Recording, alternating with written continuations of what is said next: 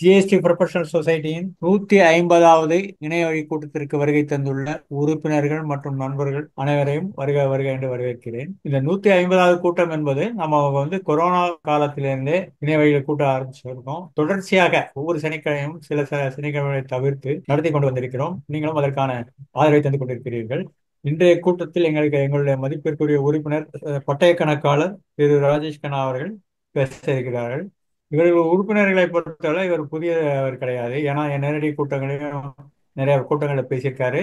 இணையவழி கூட்டத்திலையும் நிறைய கூட்டங்களில் பேசியிருக்காரு. நம்ம எப்போ போலாம் நம்ம டைரக்ட் ஆக்சஸ் பத்தி பேசணும் அப்படின்னு சொல்லும் போதெல்லாம் அவர் அதற்கு ஏற்று பட்டய கணக்கை நவம்பர் 1996ல முடிச்சிருக்காரு. இவர் பிராக்டிஸ் பிப்ரவரி 97ல இருந்து பிராக்டிஸ் பண்ண ஆரம்பிச்சிருக்காரு. இவர் ஆர்டிகல்ஷிப் பிடி பொன்னையா அண்ட் கோ அப்படின்ற நிறுவனத்துல ஆர்டிகல்ஷிப் பண்ணியிருக்காரு. இவர் ராஜேஷ் கண்ணா அசோசியேட்ஸ் அப்படின்ற ஒரு பேர்ல இவருடைய நிறுவனத்தின் அதர் மேனேஜ்மெண்ட் கன்சல்டன்சி இது எல்லாத்தையும் அவர் பார்த்துட்டு இருக்காரு. இவர் இப்ப நம்மளுடைய உறுப்பினர்கள் பெரும்பாலான பேருக்கு பட்டய கணக்காளர் அவங்களுடைய கிளையண்ட்டுக்கு பண்ணிட்டு இருக்காரு. ஸோ இவருடைய இந்த பட்ஜெட் 2025ல வந்த மாற்றங்கள் என்னென்ன, இன்கம் டேக்ஸ்ல வேற என்னென்ன சேஞ்சஸ் வந்திருக்கு அப்படின்ற அதை பத்தி இன்னைக்கு பேசியிருக்காரு. ஸோ மிஸ்டர் ராஜ் அவர்களே, உங்கள் பேச்சை ஆரம்பி. நன்றி, வணக்கம். வணக்கம் சார். வணக்கம் சார். இன்னைக்கு டாபிக் பட்ஜெட்டில் டைரக்ட் டேக்ஸில் என்னென்ன சேஞ்சஸ்ங்கிறத மட்டும் பார்க்க போகிறோம் சார். டைரக்ட் டேக்ஸை இப்போ நியூ டைரக்ட் டேக்ஸ் கோடுன்னு சொல்லி ஃபினான்ஸ் மினிஸ்டர் இன்கம் டேக்ஸை ரீப்ளேஸ் பண்ணுறதுக்காக புதிய சட்டம் வரப்போகுது சார். அது இன்னைக்கோ நாளைக்கோ ப்ரெசென்ட் பண்ணுறேன்னு சொல்லிட்டு இருந்தாங்க. அப்ரூவல் இருக்குது. ஸோ மீன் டைம் டைரக்ட் டேக்ஸில் பெரிய சேஞ்சஸ் ஒன்றும் இல்லை சார். ஸோ கொஞ்சமான சேஞ்சஸ் தான். அதை இன்னைக்கு டிஸ்கஸ் பண்ணிடலாம். அதுக்கு பிறகு வேறு ஏதாவது டைரக்ட் டேக்ஸில் எந்த டவுட் இருந்தாலும் நம்ம ஓப்பன் ஃப்ளோர் செஷன் வச்சுக்கலாம் சார். இப்போ டைரக்ட் டேக்ஸை பொறுத்தளவு இந்த வருஷ பட்ஜெட்டில் இப்போ போட்டிருக்கிற பட்ஜெட்டில் அவங்க சேஞ்சஸ்ங்கிறது பார்த்தீங்கன்னா ஓல்டு ரிஜிம் அப்படியே கண்டினியூ ஆகுது. எந்த டேக்ஸ்லையும் டிஃபரன்ஸ் இல்லை சார். நியூ ரிஜிம் மட்டும்தான் டிஃபரன்ஸ் இருக்கு. நியூ டைரக்ட் டேக்ஸ் கோடு ப்ரெசென்ட் பண்ணுறதுக்கு முன்னாடி பழைய எக்ஸிஸ்டிங் இன்கம் டேக்ஸ் ரேட்டில் இருந்த அந்த ஓல்டு ரிஜிம் நியூ ரிஜிம் அப்படியே கண்டினியூ ஆகுது சார். லாஸ்ட் இயர் பார்த்தீங்கன்னா ஓல்டு ரிஜிம் 75% டிஸ்கண்டினியூ பண்ணிட்டாங்க. எல்லாம் நியூ ரிஜிமில் தான் இருக்காங்க. ஸோ ஓல்டு ரிஜிம் ரேட் எல்லாருக்கும் தெரிஞ்சது தான். ஃபினான்ஷியல் இயர் 23-24 இப்போ நம்ம ரிட்டர்ன் ஃபைல் பண்ண அந்த வருஷத்துக்கும் இதுதான் ரேட்டு. இப்போ கரண்ட் ஃபினான்ஷியல் இயர் 24-25ல இருக்கும். மார்ச் 2025க்கு பிறகு ஏப்ரல் மேல இந்த ஃபினான்ஷியல் இயரோட ரிட்டர்ன் ஃபைலிங் ஓப்பன் ஆகும். மேக்கு மேலே அதுக்கும் இதே ஓல்டு ரிஜிம் ரேட்டு தான். Next financial year April 25 to March 26 வரைக்கும் இருக்கிற அதுக்கும் இதே ரேட்டு தான் சார். ஸோ ஓல்டு ரிஜிமில் ஃபஸ்ட்டு 2.5 லேக்ஸுக்கு டேக்ஸ் கிடையாது. 2.5 லட்சத்துலேருந்து 5 லட்ச ரூபா வரைக்கும் 5%. ஸோ அந்த 2.5 லட்ச ரூபாய்க்கு 5% பார்த்தீங்கன்னா 12,500 ருபீஸ் வரும். அப்புறம் 2,50,1 ரூபால இருந்து, அதாவது 2.5 lakhs to 5 lakhs 5%, 5 lakhs to 10 lakhs 20%, over 10 lakhs 30% sir. So இதில் சின்ன கீ பாயிண்ட்ஸ் என்னென்னா, இது this rate is applicable for individuals, HUF, AOP, BOI எல்லாருக்குமே. இண்டிவிஜுவல்ஸ்ங்கிறது both resident individual, non resident எல்லாருக்கும் இதுதான் ரேட்டு. இதில் கீ பாயிண்ட்ஸ் என்னென்னா, சப்போஸ் சீனியர் சிட்டிசனாக இருந்தாங்கன்னா அந்த பேசிக் லிமிட் 2.5 லட்சங்கிறது 3 லட்சம் ஆயிரும்.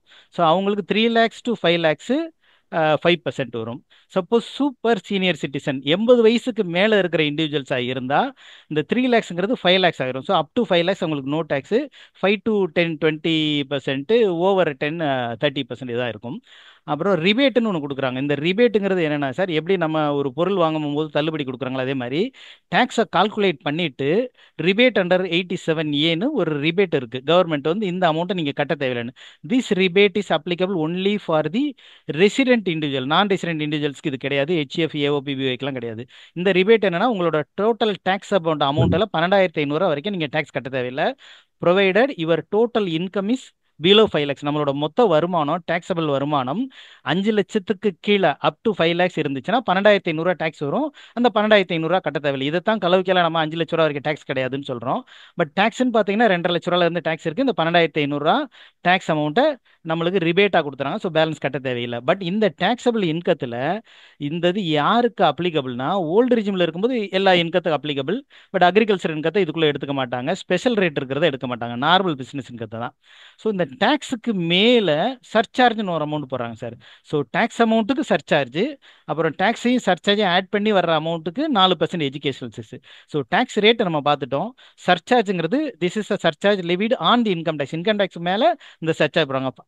50 லட்ச ரூபா வரைக்கும் உங்களுக்கு வருமானம் இருந்தால் சர்சார்ஜ் கிடையாது. உங்களோட ஆண்டு டாக்ஸபிள் வருமானம் 50 லட்சத்துலேருந்து 1 கோடி வரைக்கும் இருந்துச்சுன்னா 10% சர்சார்ஜ். 1 கோடியிலேருந்து 2 கோடி வரைக்கும் இருந்தால் 15% சர்சார்ஜ். 2 கோடியிலேருந்து 5 கோடி வரைக்கும் இருந்தால் 25% சர்சார்ஜ். 5 கோடிக்கு மேலே இருந்தால் 37% சர்சார்ஜ். இந்த சர்சார்ஜ் வந்து இன்கம் டேக்ஸுக்கு மேலே லெவி பண்ணுற சர்சார்ஜ். பட் நியூ ரிஜிமில் வந்து ஓவர் 2 crores 20. ஸோ ஓல்டு ரிஜிமில் இருந்தால் சர்சார்ஜ் 37 வரைக்கும் போகும். நியூ ரிஜிமில் மேக்ஸிமம் 25 தான் வரும். ஸோ ஓல்டு ரிஜிம் இதுதான் 3 வருஷத்துக்கும். இப்போ நம்ம ஃபைல் பண்ண வருஷத்துக்கும் இதான் டேக்ஸ் ரேட்டு. கரண்ட் ஃபினான்ஷியல் இருக்கு இதுதான். இப்போ போட்டிருக்க பட்ஜெட் 2025-26 ஏப்ரல் 25லேருந்து மார்ச் 26 வரைக்கும் இருக்கிறதுக்கும் இதான் ஓல்டு ரிஜிம். ஸோ நியூ ரிஜிம்ங்கிறது ஃபினான்ஷியல் இயர் 23-24. இந்த ஸ்க்ரீன் எதுக்காக கொடுக்குறேன்னா சார், ஏற்கனவே நம்ம ஃபைல் பண்ணும்போது இதில் தான் மேக்ஸிமம் ஃபைல் பண்ணியிருப்போம். ஸோ இந்த நியூ ரிஜிம் வந்து ஃபினான்ஷியல் இயர் 23-24லேருந்து டிஃபால்ட் ஆயிருது. இதுக்கு முன்னாடி இருக்கிற ஃபினான்ஷியல் அப் டு ஃபினான்ஷியல் 22-23 வரைக்கும் நீங்கள் நியூ ரிஜிம் வேணும்னா நீங்கள் தனியாக இதுக்குரிய ஃபார்மை ஃபைல் பண்ணணும். பட் 23-24 ஃபினான்ஷியல் இயர் இருந்து டிஃபால்ட்டாகவே ஆல் இண்டிவிஜுவல்ஸ் இந்த நியூ ரிஜிமில் தான் இருப்பாங்க. நீங்கள் ஓல்டு ரிஜிமுக்கு வேணும்னா ஃபார்ம் 10 நம்மளா ஃபைல் பண்ணணும். டியூ டேட் ஆஃப் ரிட்டர்னுக்கு முன்னாடியே ஃபைல் பண்ணாத old regime. So default new regime தான். இந்த நியூ ரிஜிமில் என்ன டேக்ஸ் லேப்னா, ஃபார் த ஃபர்ஸ்ட் 3 lakhs முதல் 3 லட்சத்துக்கு வரி கிடையாது. ஓல்டு ரிஜிம் 2.5 லட்சம் லிமிட் சார். இது ஸ்ட்ரெயிட்டாகவே 3 லட்சம். ஃபர்ஸ்ட் 3 லட்ச ரூபாய்க்கு டேக்ஸ் கிடையாது. 3 லட்சத்துலேருந்து 6 லட்சம் வரைக்கும் 5%, 6லேருந்து 9 லட்சம் ரூபா வரைக்கும் 10%, 9 to 12. ஸோ ஒவ்வொரு 3 lakhs 3 lakhs ஆட் பண்ணுறாங்க. 9லேருந்து 12க்கு 15%, 12 லட்சத்துலேருந்து 15 லட்ச ரூபாய்க்கு 20%. ஸோ 15 லட்ச ரூபா ஒருத்தர் இன்கம் காமிச்சாருன்னா அவருக்கு 1,50,000 ரூபா. அந்த average total tax divide by total இன்கம்னு பார்த்தீங்கன்னா உங்களுக்கு 10% வர்ற மாதிரி இருக்கும். But over 15 lakhs 30%. ஸோ 15 லட்சத்துக்கு மேலே தான் 30%. ஓல்டு ரிஜிமில் 10 லட்சத்துக்கு மேலேயே உங்களுக்கு 30%, இங்கே 15 லட்சம். பட் ஓல்டு ரிஜிமில் நீங்கள் டிடக்ஷன்ஸ்லாம் கிளைம் பண்ணிக்கலாம். ஏடிசி இன்வெஸ்ட்மெண்ட் இருக்கிற ஏடிசி, ஏடிடி, ஹெச்ஆர்ஏ இதெல்லாம் ஓல்டு ரிஜிமில் கிளைம் பண்ணிக்கலாம். நியூ ரிஜிமில் இந்த எந்த டிடக்ஷன்ஸ் கிடையாது. எக்ஸப்ட் ஏடிசி சிடி அந்த என்பிஎஸ்ல எம்ப்ளாயரோட இன்வெஸ்ட்மெண்ட் அந்த 50,000 இருக்கும். ஒரு ஜென்ரல் மற்ற செக்ஷன் ஜென்ரலாக மேக்ஸிமம் டிடக்ஷன்ஸ் இதில் அலௌடு கிடையாது சார். பட் இதில் லிமிட் வந்து ஹையர் லிமிட் கொடுத்துட்றாங்க. ஸோ ஹையர் லிமிட் கொடுக்குறனால 15 லட்ச ரூபா வரைக்கும் நம்மளுக்கு டேக்ஸ் கிடையாது. ஸோ இதோட கீ பாயிண்ட்ஸ் பார்த்தீங்கன்னா, this new regime is applicable for all individuals HUF AOP BOI. No difference for senior and super senior. ஏன்னா அங்கே ஓல்டு ரிஜிமில் சீனியர் சிட்டிசனுக்கு ஒரு லிமிட்டு, சூப்பர் சீனியர் சிட்டிசனுக்கு ஒரு லிமிட் இருக்குல்ல சார். இதில் அதெல்லாம் கிடையாது. இது எல்லாருக்கும் ஆல் இண்டிவிஜுவல் ஹெச்எஃப் ஏஓபி. இந்த ஏஓபி பிஓஐயில் என்ன கேட்டகரினா, ஏஓபி பிஓஐ எந்த மெம்பருமே அசஸியாக இருக்கக்கூடாது. ஸோ பாடி ஆஃப் இண்டிவிஜுவலோ ஒரு ட்ரஸ்ட்டோ இல்லாட்டி ஒரு சொசைட்டியோ அதை மாதிரி வச்சுருந்தாங்கன்னா அதில் ஏதாவது ஒரு மெம்பர் இன்கம் டேக்ஸ் லிமிட் அவங்களுக்கு டேக்ஸபிள் லிமிட்டுக்கு மேலே இருக்குது. டேக்ஸபிள் லிமிட்டுங்கிறது 2.5, நியூ ரிஜிம்னா 3 lakhs. இதுக்கு மேலே இருக்குது இல்லாட்டி அவங்க அசஸியாக இருக்காங்க, ஏதோ ஒரு வயலேஷன்லையோ இல்லாட்டி ஏதோ ஒரு ப்ரொவிஷன்ஸ் மூலமாக அவங்க அசஸி ஆகிட்டாங்கன்னா இந்த லிமிட் அப்ளிகே அவங்களுக்கு மேக்ஸிமம் மார்ஜினல் ரேட் தான் அந்த 30%. ஸோ ஏதாவது ஒரு ஏஓபி பிஓஐ சொசைட்டி வேறு எந்த கேட்டகரியில் இருக்க ஏஓபி பிஓஐ இருந்தாலும் அவங்க ஆல் மெம்பர்ஸோட total income below the taxable லிமிட்டாக இருந்தால் அவங்களும் இந்த நியூ ரிஜிம் இந்த ஸ்லாபே யூஸ் பண்ணிக்கலாம். அப்புறம் இங்கே 87A ரிபேட் வந்து 7 lakhs வரைக்கும் டேக்ஸ் கிடையாது. அதாவது 7 lakhsக்கு 25,000 டேக்ஸ் வரும். 87A ரிபேட்டுங்கிறது 25,000 rupees. So up to 7 lakhs வரைக்கும் இன்கம் இருந்தால் 25,000 டேக்ஸ் போட்டுட்டு லெஸ் ரிபேட்டுன்னு அந்த 25,000 டிடக்ஷன் கிளைம் பண்ணுறதுனால டேக்ஸ் பேபிள் 0 ஆயிரும். ஸோ நியூ டேக்ஸ் ரிஜிமில் அப் டு 7 lakhs வரைக்கும் டேக்ஸ் கட்ட தேவையில்லை. But this is only for the resident individual. Non resident இண்டிவிஜுவலுக்கு இந்த ரிபேட் இருக்காது சார். பேசிக் லிமிட் மட்டும்தான். இங்கே சர்சார்ஜ்னு பார்த்தீங்கன்னா up to 50 lakhs no surcharge, 50 to 1 crore 10% surcharge, 1 to 2 crores 15%, over 2 crores 25%. இது வந்து ஃபினான்ஷியலி 23-24க்கு. ஸோ இப்போ ரன்னிங்கில் இருக்கிற 24-25 ஃபினான்ஷியல் இயர் இப்போது 24-25 ரன்னிங்கில் இருக்கும். மார்ச்சுக்கு பிறகு ஏப்ரல் மேலே ரிட்டர்ன் ஓப்பன் ஆகும் இல்லையா, அப்போ நம்ம ஃபைல் பண்ண வேண்டிய ரிட்டனுக்கு ஓல்டு ரிஜிம் பழைய ரேட் தான். நியூ ரிஜிம் வந்து ஒரு ஃபர்ஸ்ட் ஸ்லாப்ல மட்டும் ஒரு 1 லட்ச ரூபாய் இன்க்ரீஸ் பண்ணிருக்காங்க. ஃபர்ஸ்ட் 3 lakhs டேக்ஸ் கிடையாது. 3 to 7 4 லட்ச ரூபா. அதாவது ஃபர்ஸ்ட் 4 lakhsக்கு 5%, அதாவது 20,000 ரூபாய் டேக்ஸ் வரும். 7 to 10 lakhs இதுல 3 லட்சம் தான் போட்டிருக்காங்க. 7 to 10க்கு 10%. 10 to 12 அந்த ஃபர்ஸ்ட் கொடுத்த ஒரு ஸ்லாபை இங்க 1 லட்ச ரூபாய் குறைச்சிருங்க சார். 10 லட்சத்துல இருந்து 12 லட்சத்துக்கு 15%, 12ல இருந்து 15க்கு 20%, over 15 lakhs 30%. So financial year 23-24க்கு 15 லட்ச ரூபாய்க்கு 1,50,000 டேக்ஸ் வரும். இங்கே 15 லட்ச ரூபாய்க்கு 1,40,40,000. ஸோ ஆனந்த் ஆவரேஜ் ஒரு 7 lakhs வரைக்கும் இருக்கிறவங்களுக்கு ஏற்கனவே கட்டின டேக்ஸில் நம்மளுக்கு ஒரு 10,000 ரூபா குறையும். இதுதான் சார் கரண்ட் ஃபினான்ஷியல் இயருக்கு இருக்கிறது. மற்றபடி இதுக்கும் சேம் ப்ரொவிஷன்ஸ் தான். It is applicable for individuals HUF AOP BOI. No difference in senior super senior citizen. Rebate applicable up to 7 lakhs. இதுலேயும் சர்ச்சார்ஜ் அதே தான். 50 to 1 வந்து 10%, 1 to 2 15%, ஓவர் 2 crores 25% சர்ச்சார்ஜ். இப்போ போட்டிருக்க பட்ஜெட்டில் டேக்ஸையே மாற்ற போகிறாங்க சார். இன்கம் டேக்ஸ் ஆக்ட் 1961 வந்தது, பழைய ஆக்ட்டுங்கிறதால நியூ டேக்ஸ் டைரக்ட் டேக்ஸ் கோடு இம்ப்ளிமெண்ட் பண்ண போகிறாங்க. இப்போ ஃபினான்ஸ் மினிஸ்டர் அனௌ பண்ணியிருக்கிறது இந்த டேக்ஸபிள் லிமிட்டையும் சில டிடிஎஸோட லிமிட்ஸ் மட்டும்தான் சேஞ்சஸ் பண்ணியிருக்காங்க. ஒரு சில செக்ஷன், மற்ற செக்ஷன்ஸை பற்றி எதுவும் பேசல, ஏன்னா நியூ ஆக்ட் வரப்போகுதுங்கிறதுனால. இப்போ நெக்ஸ்ட் ஃபினான்ஷியல் இயர் தான் 1/4/2025 31 March 2026 வரைக்கும் இருக்கிற ஃபினான்ஷியல் இயருக்கு ஃபர்ஸ்ட் 4 lakhsக்கு டேக்ஸ் கிடையாது. 4 to 8 5 lakhs, 8 to 12 10%, 5%, 4 to 8 5%, 8 to 12 lakhsக்கு 10%, 12 lakhs to 16 lakhsக்கு 15% sir. 16 லட்சத்துலேருந்து 20 லட்ச ரூபாய்க்கு 20%, 20 லட்சத்துலேருந்து 24 லட்சத்துக்கு 25%, ஓவர் 25 lakhs தான் 30%. ஸோ ஒரு தனி நபரோ ஹெச்இஎஃப்ஓ ஏஓபியோ பிஓஐயோ 24 லட்சம் வருமானம் காமிச்சாங்கன்னா 3 லட்சம் தான் டேக்ஸ் வரும். ஸோ பெரிய டிராஸ்டிக் சேஞ்சஸ். இன்கத்துக்குரிய டேக்ஸ் ரேட்டை குறைச்சிருக்காங்க, லிமிட்டை இன்க்ரீஸ் பண்ணியிருக்காங்க. ஸோ இதை நம்ம கவனிக்க வேண்டிய அம்சம் என்னன்னா, ஒயிட்ல இது வரைக்கும் நம்ம என்ன இன்கம் காமிச்சாலும் கேபிட்டல் பூஸ்ட் ஆகாது. இப்போ அதே டேக்ஸ் கட்டிங்கன்னா உங்கள் கேபிட்டல் அதிகமான அமௌண்ட் இன்க்ரீஸ் ஆக போகுது. இது எக்கனாமிக்கல் growthக்கு பெரிய பாசிட்டிவ் வைபாக இருக்கும் சார். இது 30% ஓவர் 25 lakhs கொடுத்துருக்காங்க. இதுலேயும் கீ பாயிண்ட்ஸ் என்னென்னா, இது is applicable to all individuals HUF AOP BOI. No difference for சின். இதில் 87 இயர் ரிபேட் முதல்ல 25,000 ரூபா இருந்ததில்ல சார், அதை 60,000 ரூபா கொண்டு வந்துடுறாங்க. இட் மீன்ஸ் 12 லட்ச ரூபா இன்கம் இருந்தால் நம்ம 60,000 ரூபா டேக்ஸ் கட்ட வேண்டி வரும். இப்போ 12 லட்ச ரூபா இன்கம் இருந்தால் இந்த 60,000 ரூபா கட்ட. ஸோ அப் டு 60,000 வரைக்கும் இண்டிவிஜுவலோ ஹெச்இஎஃப்ஓ மெம்பர்ஸு பிலோ த லிமிட் இருக்கிற ஏஓபி பிஓஐ எல்லாருமே 12 லட்ச ரூபா வரைக்கும் வருமானம் கட்டினா எந்த டேக்ஸும் கட்ட தேவையில்லை. 12 லட்சத்துக்கு மேலே வந்துருச்சுன்னா பேசிக்கில் இருந்த டேக்ஸ் போடுவோம். பட் அதில் மார்ஜினல் ரிலீஃப்னு இருக்குது சார். மார்ஜினல் ரிலீஃப்னா இப்போ 12 லட்ச ரூபா வரைக்கும் வரி கிடையாது. ஒருத்தருக்கு 12,10,000 ரூபா இருக்குன்னா இந்த 10,000 ரூபாய்க்காக அவர் கட்ட வேண்டிய டேக்ஸ் அமௌண்ட் வந்து இந்த இன்கத்தை விட அதிகமாக இருக்கும். ஸோ அந்த டைமில் மார்ஜினல் ரிலீஃப்னா அந்த அடிஷனல் இன்கத்தை மட்டும் கட்டினா போதும். சே ஃபார் எக்ஸாம்பிள் ஒருத்தருக்கு 12,500,000 ரூபா வருமானம் இருக்குன்னா 12 லட்ச ரூபா இருக்கிறவர் டேக்ஸே கட்ட மாட்டார். இந்த 500 ரூபா இருக்கிறவருக்கு 60,000 + 500க்குரிய 20% சேர்ந்து வந்துருமான்னு பார்த்தா அவர் இந்த 500 ரூபாயை மட்டும் டேக்ஸாக கட்டினா போதும். இதுதான் மார்ஜினல் ரிலீஃப். ஸோ இந்த மார்ஜினல் ரிலீஃப் 12,75,000 வரைக்கும் இந்த மார்ஜினல் ரிலீஃப் இருக்கும். 1270 தாட்டினா மார்ஜினல் ரிலீஃப் கிடையாது, டைரெக்டாக டேக்ஸ் ஒர்க்கிங்ஸ் மட்டும் வந்துடும். இங்கேயும் சர்ச்சார்ஜில் எந்த சேஞ்சஸும் பண்ணலை சார். ஃபினான்ஷியல் இயர் 25-26க்கு அப் டு 50 லட்ச ரூபா வரைக்கும் சர்ச்சார்ஜ் கிடையாது. 50லேருந்து 1 கோடிக்கு 10%, 1 கோடியிலேருந்து 2 கோடிக்கு 15%, ஓவர் 2 crores 25%. ஆனால் ஓல்டு ரிஜிம் போனீங்கன்னா 5 crores வரைக்கும், over 5 crores 35%, 2 crores to 5 crores தான் இந்த லிமிட் இருக்கும். அதுக்கு பிறகு 37% வரைக்கும் அங்கே ஓல்டு ரிஜிமில் வர்றதுக்கு வாய்ப்பு இருக்குது. ஸோ பழைய மற்ற ரேட்டு எல்லாமே இந்த பட்ஜெட் 2025 அப்படியே கண்டினியூ ஆகுது சார். அதர் தேன் இண்டிவிஜுவல்ஸ் ஃபேமுக்கு 30%, டொமஸ்டிக் கம்பெனிக்கு 25%, டொமஸ்டிக் கம்பெனியோட டர்ன் ஓவர் 400 crores மேலே இருந்தால் 30%, other than domestic company foreign company மற்றனுக்குலாம் 35%. ஸோ இது எல்லாமே அப்படியே கண்டினியூ ஆகுது சார். இண்டிவிஜுவல்ஸ்க்கு மட்டும்தான் நியூ ரிஜிமில் டேக்ஸ் லிமிட் இன்க்ரீஸ் பண்ணியிருக்காங்க. தவிர அதர் தேன் இண்டிவிஜுவல் ஹெச்எஃப் இல்லாமல் ஜென்ரலாக இருக்கிற ஃபேமு கார்பரேட்டர்ஸுக்கெலாம் இந்த 30% பழைய ரேட்டு அப்படியே கண்டினியூ ஆகுது.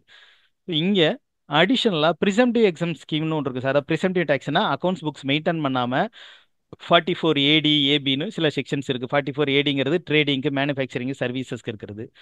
44 AD ஏங்கிறது ப்ரொஃபஷனலுக்கு. அவங்களாம் 8% காமிச்சா போதும். நான் கேஷ் ஐட்டத்துக்கு, கேஷ் ஐட்டம் நான் கேஷ் ஐட்டத்துக்கு 6%, கேஷ் ஐட்டத்துக்கு 8% இது மாதிரி இருந்தது. ஸோ அந்த ப்ரிசம்டிவ் ஸ்கீமில் புதுசாக 44 பிபிடின்னு ஒரு செக்ஷனை 1/4/2025 கொண்டு வராங்க. ஃபினான்ஷியல் இயர் 25-26 44 பிபிடிங்கிறது a non resident who is providing services or supporting services to a resident company. ஒரு நான் ரெசிடென்ட், அது நான் ரெசிடென்ட் இண்டிவிஜுவலாக இருந்தாலும் சரி கம்பெனியாக இருந்தாலும் சரி, அவங்க இந்தியாவில் இருக்கிற ஒரு ரெசிடென்ட் கம்பெனிக்கு சப்போர்ட்டிங் சர்வீஸ் பண்ணாலோ இல்லை வேற எந்த மோடில் டெக்னிக்கல் சர்வீசஸோ அசிஸ்டண்ட்டோ செட்டப் பண்ணி கொடுத்தாங்கன்னா, அப்போ இந்தியன் கம்பெனி அந்த நான் ரெசிடென்ட் கம்பெனிக்கோ இண்டிவிஜுவல்ஸ்க்கோ பணம் கொடுப்பாங்களா சார், அந்த அமௌண்ட்டுக்கு அவங்க என்டையர் இன்கத்தையும் டேக்ஸ் கட்ட தேவையில்லை. அவங்க ப்ரிசம்டிவ் ஸ்கீமில் டோட்டல் ரெசிப்டில் அந்த நான் ரெசிடென்ட்டு 25% ஆஃப் தி கிராஸ் ரெசிப்டை வந்து டீம்டு இன்கமாக போட்டுட்டு புக்ஸ் ஆஃப் அக்கௌண்ட்ஸ் மெயின்டைன் பண்ணாமல் அதுக்கு டேக்ஸ் கட்டினா போதும். அதோட எக்ஸ்பென்சஸ் அவங்க மெயின்டைன். இது எதுக்காக இந்த ரெடியூஸ் ரேட் கொடுக்குறாங்கன்னா, நம்மளுக்கு டெக்னிக்கல் சர்வீசஸை நம்ம டிபெண்ட் பண்ணி இருக்கோம். ஸோ வெளிநாட்டில் இருக்கிற மற்றவங்க டெக்னிக்கல் சர்வீசஸுக்கு இங்கே அசிஸ்ட் பண்ணும்போது அவங்களோட டேக்ஸ் ரேட்டு கம்மிங்கிறதுனால அவங்க நமக்கு அசிஸ்ட்டுக்கு வருவாங்கங்கிறதுக்காக இந்த 44 பிபிடிங்கிற ஒரு செக்ஷன்ஸை இன்ட்ரடியூஸ் பண்ணியிருக்காங்க. அப்புறம் சேஞ்சஸ் என்னென்னா சார், சேரிட்டபிள் ட்ரஸ்ட் ஆர் இன்ஸ்டிடியூஷனில் பப்ளிக் சேரிட்டபிள் ட்ரஸ்ட் இருக்கும். Without any cash greed public charity பண்ணுறதுக்காக இருக்கிற ட்ரஸ்ட், பிஸ்னஸ் ட்ரஸ்ட் இல்லாமல் ப்ரைவேட் ட்ரஸ்ட் இல்லாமல் சேரிட்டபிள் ட்ரஸ்ட் வந்து செக்ஷன் 11 and 12 அப்ளிகபிள் ஆகும். அவங்க 12 ரிஜிஸ்ட்ரேஷன் படி அதுக்குரிய ப்ரொவிஷன்ஸை கம்ப்ளை பண்ணாங்கன்னா அவங்களோட டோட்டல் இன்கத்துக்கும் அந்த சேரிட்டி நடத்துகிற ட்ரஸ்ட்டுக்கு டேக்ஸ் கிடையாது. ஸோ அவங்களுக்கு ஒரு சில சேஞ்சஸ் கொண்டு வந்திருக்காங்க. என்ன சேஞ்சஸ்னா, அவங்க அந்த ட்ரஸ்ட்டோட 12A ரிஜிஸ்ட்ரேஷன் எக்ஸம்ஷன் சர்டிஃபிகேட்டில் அவங்களோட பிஸ்னஸில் அவங்க கரெக்டான இன்ஃபர்மேஷனை கொடுக்கலனா, இல்லை ஃபால்ஸ் இன்ஃபர்மேஷன் கொடுத்துருக்காங்க, இன்கரெக்ட் இன்ஃபர்மேஷன் ப்ரொவைட் பண்ணுறாங்கன்னு தெரிஞ்சால் கமிஷனரோ இல்லாட்டி பிரின்சிபல் கமிஷனர் ஆஃப் எக்ஸம்ஷன் வந்து அவங்க டீம் கேஸு இது தப்பான ட்ரஸ்ட்டுன்னு நினச்சாங்கன்னா ரிஜிஸ்ட்ரேஷனை கேன்சல் பண்ண முடியும். இப்போ ஏற்கனவே இருக்கிற கேன்சலேஷன் ப்ரொவிஷன்ஸில் அடிஷனலாக ஒன்றா trust provides incorrect information or false information இதுவும் இருந்துச்சுன்னா பண்ண முடியும். ஏன்னா இந்த மாதிரி லிட்டிகேஷன் இருக்கிறதுக்காக இந்த வார்த்தையை புதுசாக நிறைய கேசஸ்லாம் கோர்ட்டில் பெண்டிங்கில் இருக்குல்ல சார், அதனால இந்த அடிஷனல் வேர்டையும் ஆட் பண்ணியிருக்காங்க கேன்சலேஷனுக்காக. இது மாதிரி டீம் பண்ணாங்கன்னா கேன்சல் பண்ணுவாங்க. அப்புறம் வேலிடிட்டி ஃபார் ரெனியூவலாக 12A வந்து எவ்ரி 5 இயர்ஸ்க்கு ஒரு தடவை, முதல் லைஃப் டைம் இருந்துச்சு, முதல்ல ஒரு 2016 அந்த கோவிட் டைமில் இருந்து அதை எவ்ரி 5 இயர்ஸ் நம்ம ரெனியூவல் பண்ணு கொண்டு வந்துட்டாங்க. இப்போ the period has been increase from 5 years to 10 years. அப்புறம் ட்ரஸ்ட்டில் ஸ்பெசிஃபைடு பர்சன் இருப்பாங்க சார். ட்ரஸ்டியோ இல்லாட்டி அதில் இருக்கிற அதிகமான இன்கம் ஏர்ன் பண்ணக்கூறவங்க, அதில் அதிகமான பணம் போட்டுருக்கிறவங்க, இல்லை ட்ரஸ்டியோட ரிலேட்டிவ். இப்போ ஒரு ட்ரஸ்ட் நடத்துகிறாங்கன்னா அதில் செக்ரட்டரி ட்ரெஷர் எல்லாம் அதுலேருந்து இன்கம் ஏதாவது ஏர்ன் பண்ணிட்டு இருக்காங்க, அவங்களெல்லாம் ஸ்பெசிஃபைடு பர்சன் சொல்லுவாங்க. அந்த ஸ்பெசிஃபைடு பர்சனோட கிளாஸில் சேஞ்சஸ் பண்ணியிருக்காங்க சார். முதல்ல இருந்த கிளாஸ் வந்து who is a specified person, யாருன்னா ரிலேட்டிவ் இல்லாட்டி ட்ரஸ்ட்டுக்கு 50,000 பணம் கொடுத்துருக்கவங்க, சப்ஸ்டான்ஷியல் இன்ட்ரெஸ்ட் இருக்கிறவங்க தான் ஸ்பெசிஃபைடு பர்சன். இப்போ அது எப்படி சேஞ்ச் பண்ணுறாங்கன்னா, ரிலேட்டிவ் ட்ரஸ்ட்டுக்கு பேமெண்ட் 1 லட்ச ரூபாய்க்கு மேலே கொடுத்துருக்கிறவங்க சிங்கிள் டிரான்சாக்ஷன், இல்லை அக்ரிகேட் பேமெண்ட்டில் 10 லட்ச ரூபாய்க்கு மேலே கொடுத்துருக்கிறவங்கள ஸ்பெசிஃபைடு பர்சன்னு செக்ஷனில் இருக்கிற வேர்டை இதை மாதிரி அமெண்ட் பண்ணியிருக்காங்க. அப்புறம் ஸ்டார்ட் அப் கம்பெனிஸ் இருக்குல்ல சார், இந்த ஸ்டார்ட் அப் கம்பெனிஸ் வந்து 100% டேக்ஸ் எக்ஸம்ஷன் இருந்துச்சு. ஃபர்ஸ்ட் 10 இயர்ஸுக்கு ஸ்டார்ட் அப் கம்பெனியில் ஏதாவது ஒரு 3 கன்சிக்யூட்டிவ் இயர்ஸுக்கு அவங்க டேக்ஸ் கட்ட தேவையில்லைன்னு இருந்தது. அந்த பெனிஃபிட்டை என்ன பண்ணுறாங்கன்னா அனதர் 5 இயர்ஸ் இன்க்ரீஸ் பண்ணுறாங்க. ஆனால் இந்த ஸ்டார்ட் அப் கம்பெனிஸோட ரிஜிஸ்ட்ரேஷன் இன்கார்பரேஷன் 1/4/2030 அவங்க ரிஜிஸ்ட்ரேஷன் பண்ணிடணும். பண்ணிட்டா அவங்களுக்கு ஒரு ஏற்கனவே இருந்த ப்ரொவிஷன் 3 இயர்ஸ் இப்போ கன்சிக்யூட்டிவாக திருப்பி ஒரு அடிஷனல் 5 இயர்ஸ் கொடுக்குறாங்க. அப்புறம் டிடிஎஸ் லிமிட் இருக்குல்ல சார், த்ரிஷோல் லிமிட் இருக்கு. டிடிஎஸ்க்கு வந்து ஒரு அமௌண்ட் வரைக்கும் நம்ம டிடிஎஸ் பிடிக்க தேவையில்லை, அதுக்கு மேலே எக்ஸீட் ஆனால் தான் டிடிஎஸ் பிடிப்போம். ஸோ ஃபினான்ஷியல் இயர் 25-26க்கு இந்த த்ரிஷோல் லிமிட்டை வந்து இன்க்ரீஸ் பண்ணியிருக்காங்க. இப்போ இன்ட்ரெஸ்ட் ஆன் செக்யூரிட்டிஸ்னால் ஏதாவது ஒரு டெபாசிட்ஸில் செக்யூரிட்டிஸ் மேலே பிளட்ஜ் பண்ணி வட்டி வாங்குற அந்த 193 செக்ஷனில் இருக்கிற இதுக்கு வந்து முதல்ல பேசிக் லிமிட்டு ஒரு 10 ரூபா நீங்கள் இன்ட்ரெஸ்ட் ஆன் செக்யூரிட்டிஸாக இருந்தாலும் அதுக்கு டிடிஎஸ் 10% இருந்துச்சு. இப்போ அந்த லிமிட்டை 10,000 வரைக்கும், so up to 10,000 interest on செக்யூரிட்டிஸ்க்கு டிடிஎஸ் கிடையாது. அதுக்கு மேலே வர 10,000 இருந்து வர அமௌண்ட் தான் டிடிஎஸ் வரும். 194A வந்து interest other than interest on securities, அதாவது யாராவது இன்ட்ரெஸ்ட் வாங்கினாங்கன்னா பேங்க் இன்ட்ரெஸ்ட் கொடுக்கும் போகும்போது சீனியர் சிட்டிசனுக்கு 50,000 வரைக்கும் டிடிஎஸ் பிடிக்க மாட்டாங்க. 40,000 ரூபா அதர் தேன் சீனியருக்கு 40,000 மேலே டிடிஎஸ் பிடிச்சிட்டு இருந்தாங்க. நான் பேங்க்னா கம்பெனிஸ் இல்லாமல், அதை பேங்க்கை தவிர இண்டிவிஜுவல்ஸ் மற்றவங்க நம்ம ட்ரேடிங்கில் இருக்கிற இன்ட்ரெஸ்ட் கொடுத்தோம்னா அட்வான்ஸ் வாங்கிட்டு வட்டி கொடுத்தோம்னா அதுக்கு 5,000 ஷில்லிங் இருந்துச்சு. இந்த 5,000ங்கிறது 10,000 ஆகுது. பேங்க்கை பொறுத்தளவு சீனியர் சிட்டிசன் 50,000ங்கிறது 1 லட்சம் ஆயிடுச்சு. அதர் தேன் சீனியர் சிட்டிசன் 40,000ங்கிறது 50,000 ஆயிடுச்சு சார். அப்புறம் டிவிடெண்ட்டுக்கு நம்ம பப்ளிக் லிமிடெட் கம்பெனிலேருந்து ஷேர்ஸ் வாங்கி டிவிடெண்ட் ரிசீவ் பண்ணோம்னா 5000 ரூபாய்க்கு மேலே டிவிடெண்ட் வாங்கினோம்னா டிடிஎஸ் பிடிச்சிட்டு இருந்தாங்க. அந்த 5000ங்கிறது 10,000 ஆகுது. அப்புறம் மியூச்சுவல் ஃபண்டோட இன்கத்துக்கு 5000 லிமிட் இருந்துச்சு, அது 10,000 ஆகுது. Winning from lotteries, horse races இதெல்லாம் 10,000க்கு மேலே தான் டிடிஎஸ் பிடிச்சிட்டு இருந்தாங்க, 10%. அது 10,000 பெர் டிரான்சாக்ஷன் ஆகுது சார். முதல்ல வந்து 10,000 இன் அக்ரிகேட். ஒரு லாட்ரிலையோ இல்லாட்டி ஹார்ஸ் ரேஸ்லையோ நம்ம ஒரு பேன் நம்பர் கொடுத்தோ ஏதோ ஒரு கேமில் இல்லை ஏதாவது நமக்கு இன்னிங்ஸ் இருந்துச்சுன்னா ஒரு வருஷத்துக்கு 10,000 தானே தான் டிடிஎஸ். இப்போ ஒரு டிரான்சாக்ஷன் 10,000 மேலே வந்துருச்சுனாவே டிடிஎஸ் வந்துருச்சு. அப்புறம் இன்சூரன்ஸ் கமிஷன் வந்து 15,000 லிமிட் இருந்துச்சு, அது 20,000 ஆகுது. லாட்ரி கமிஷன் 15ல இருந்து 20,000 ஆகுது சார்.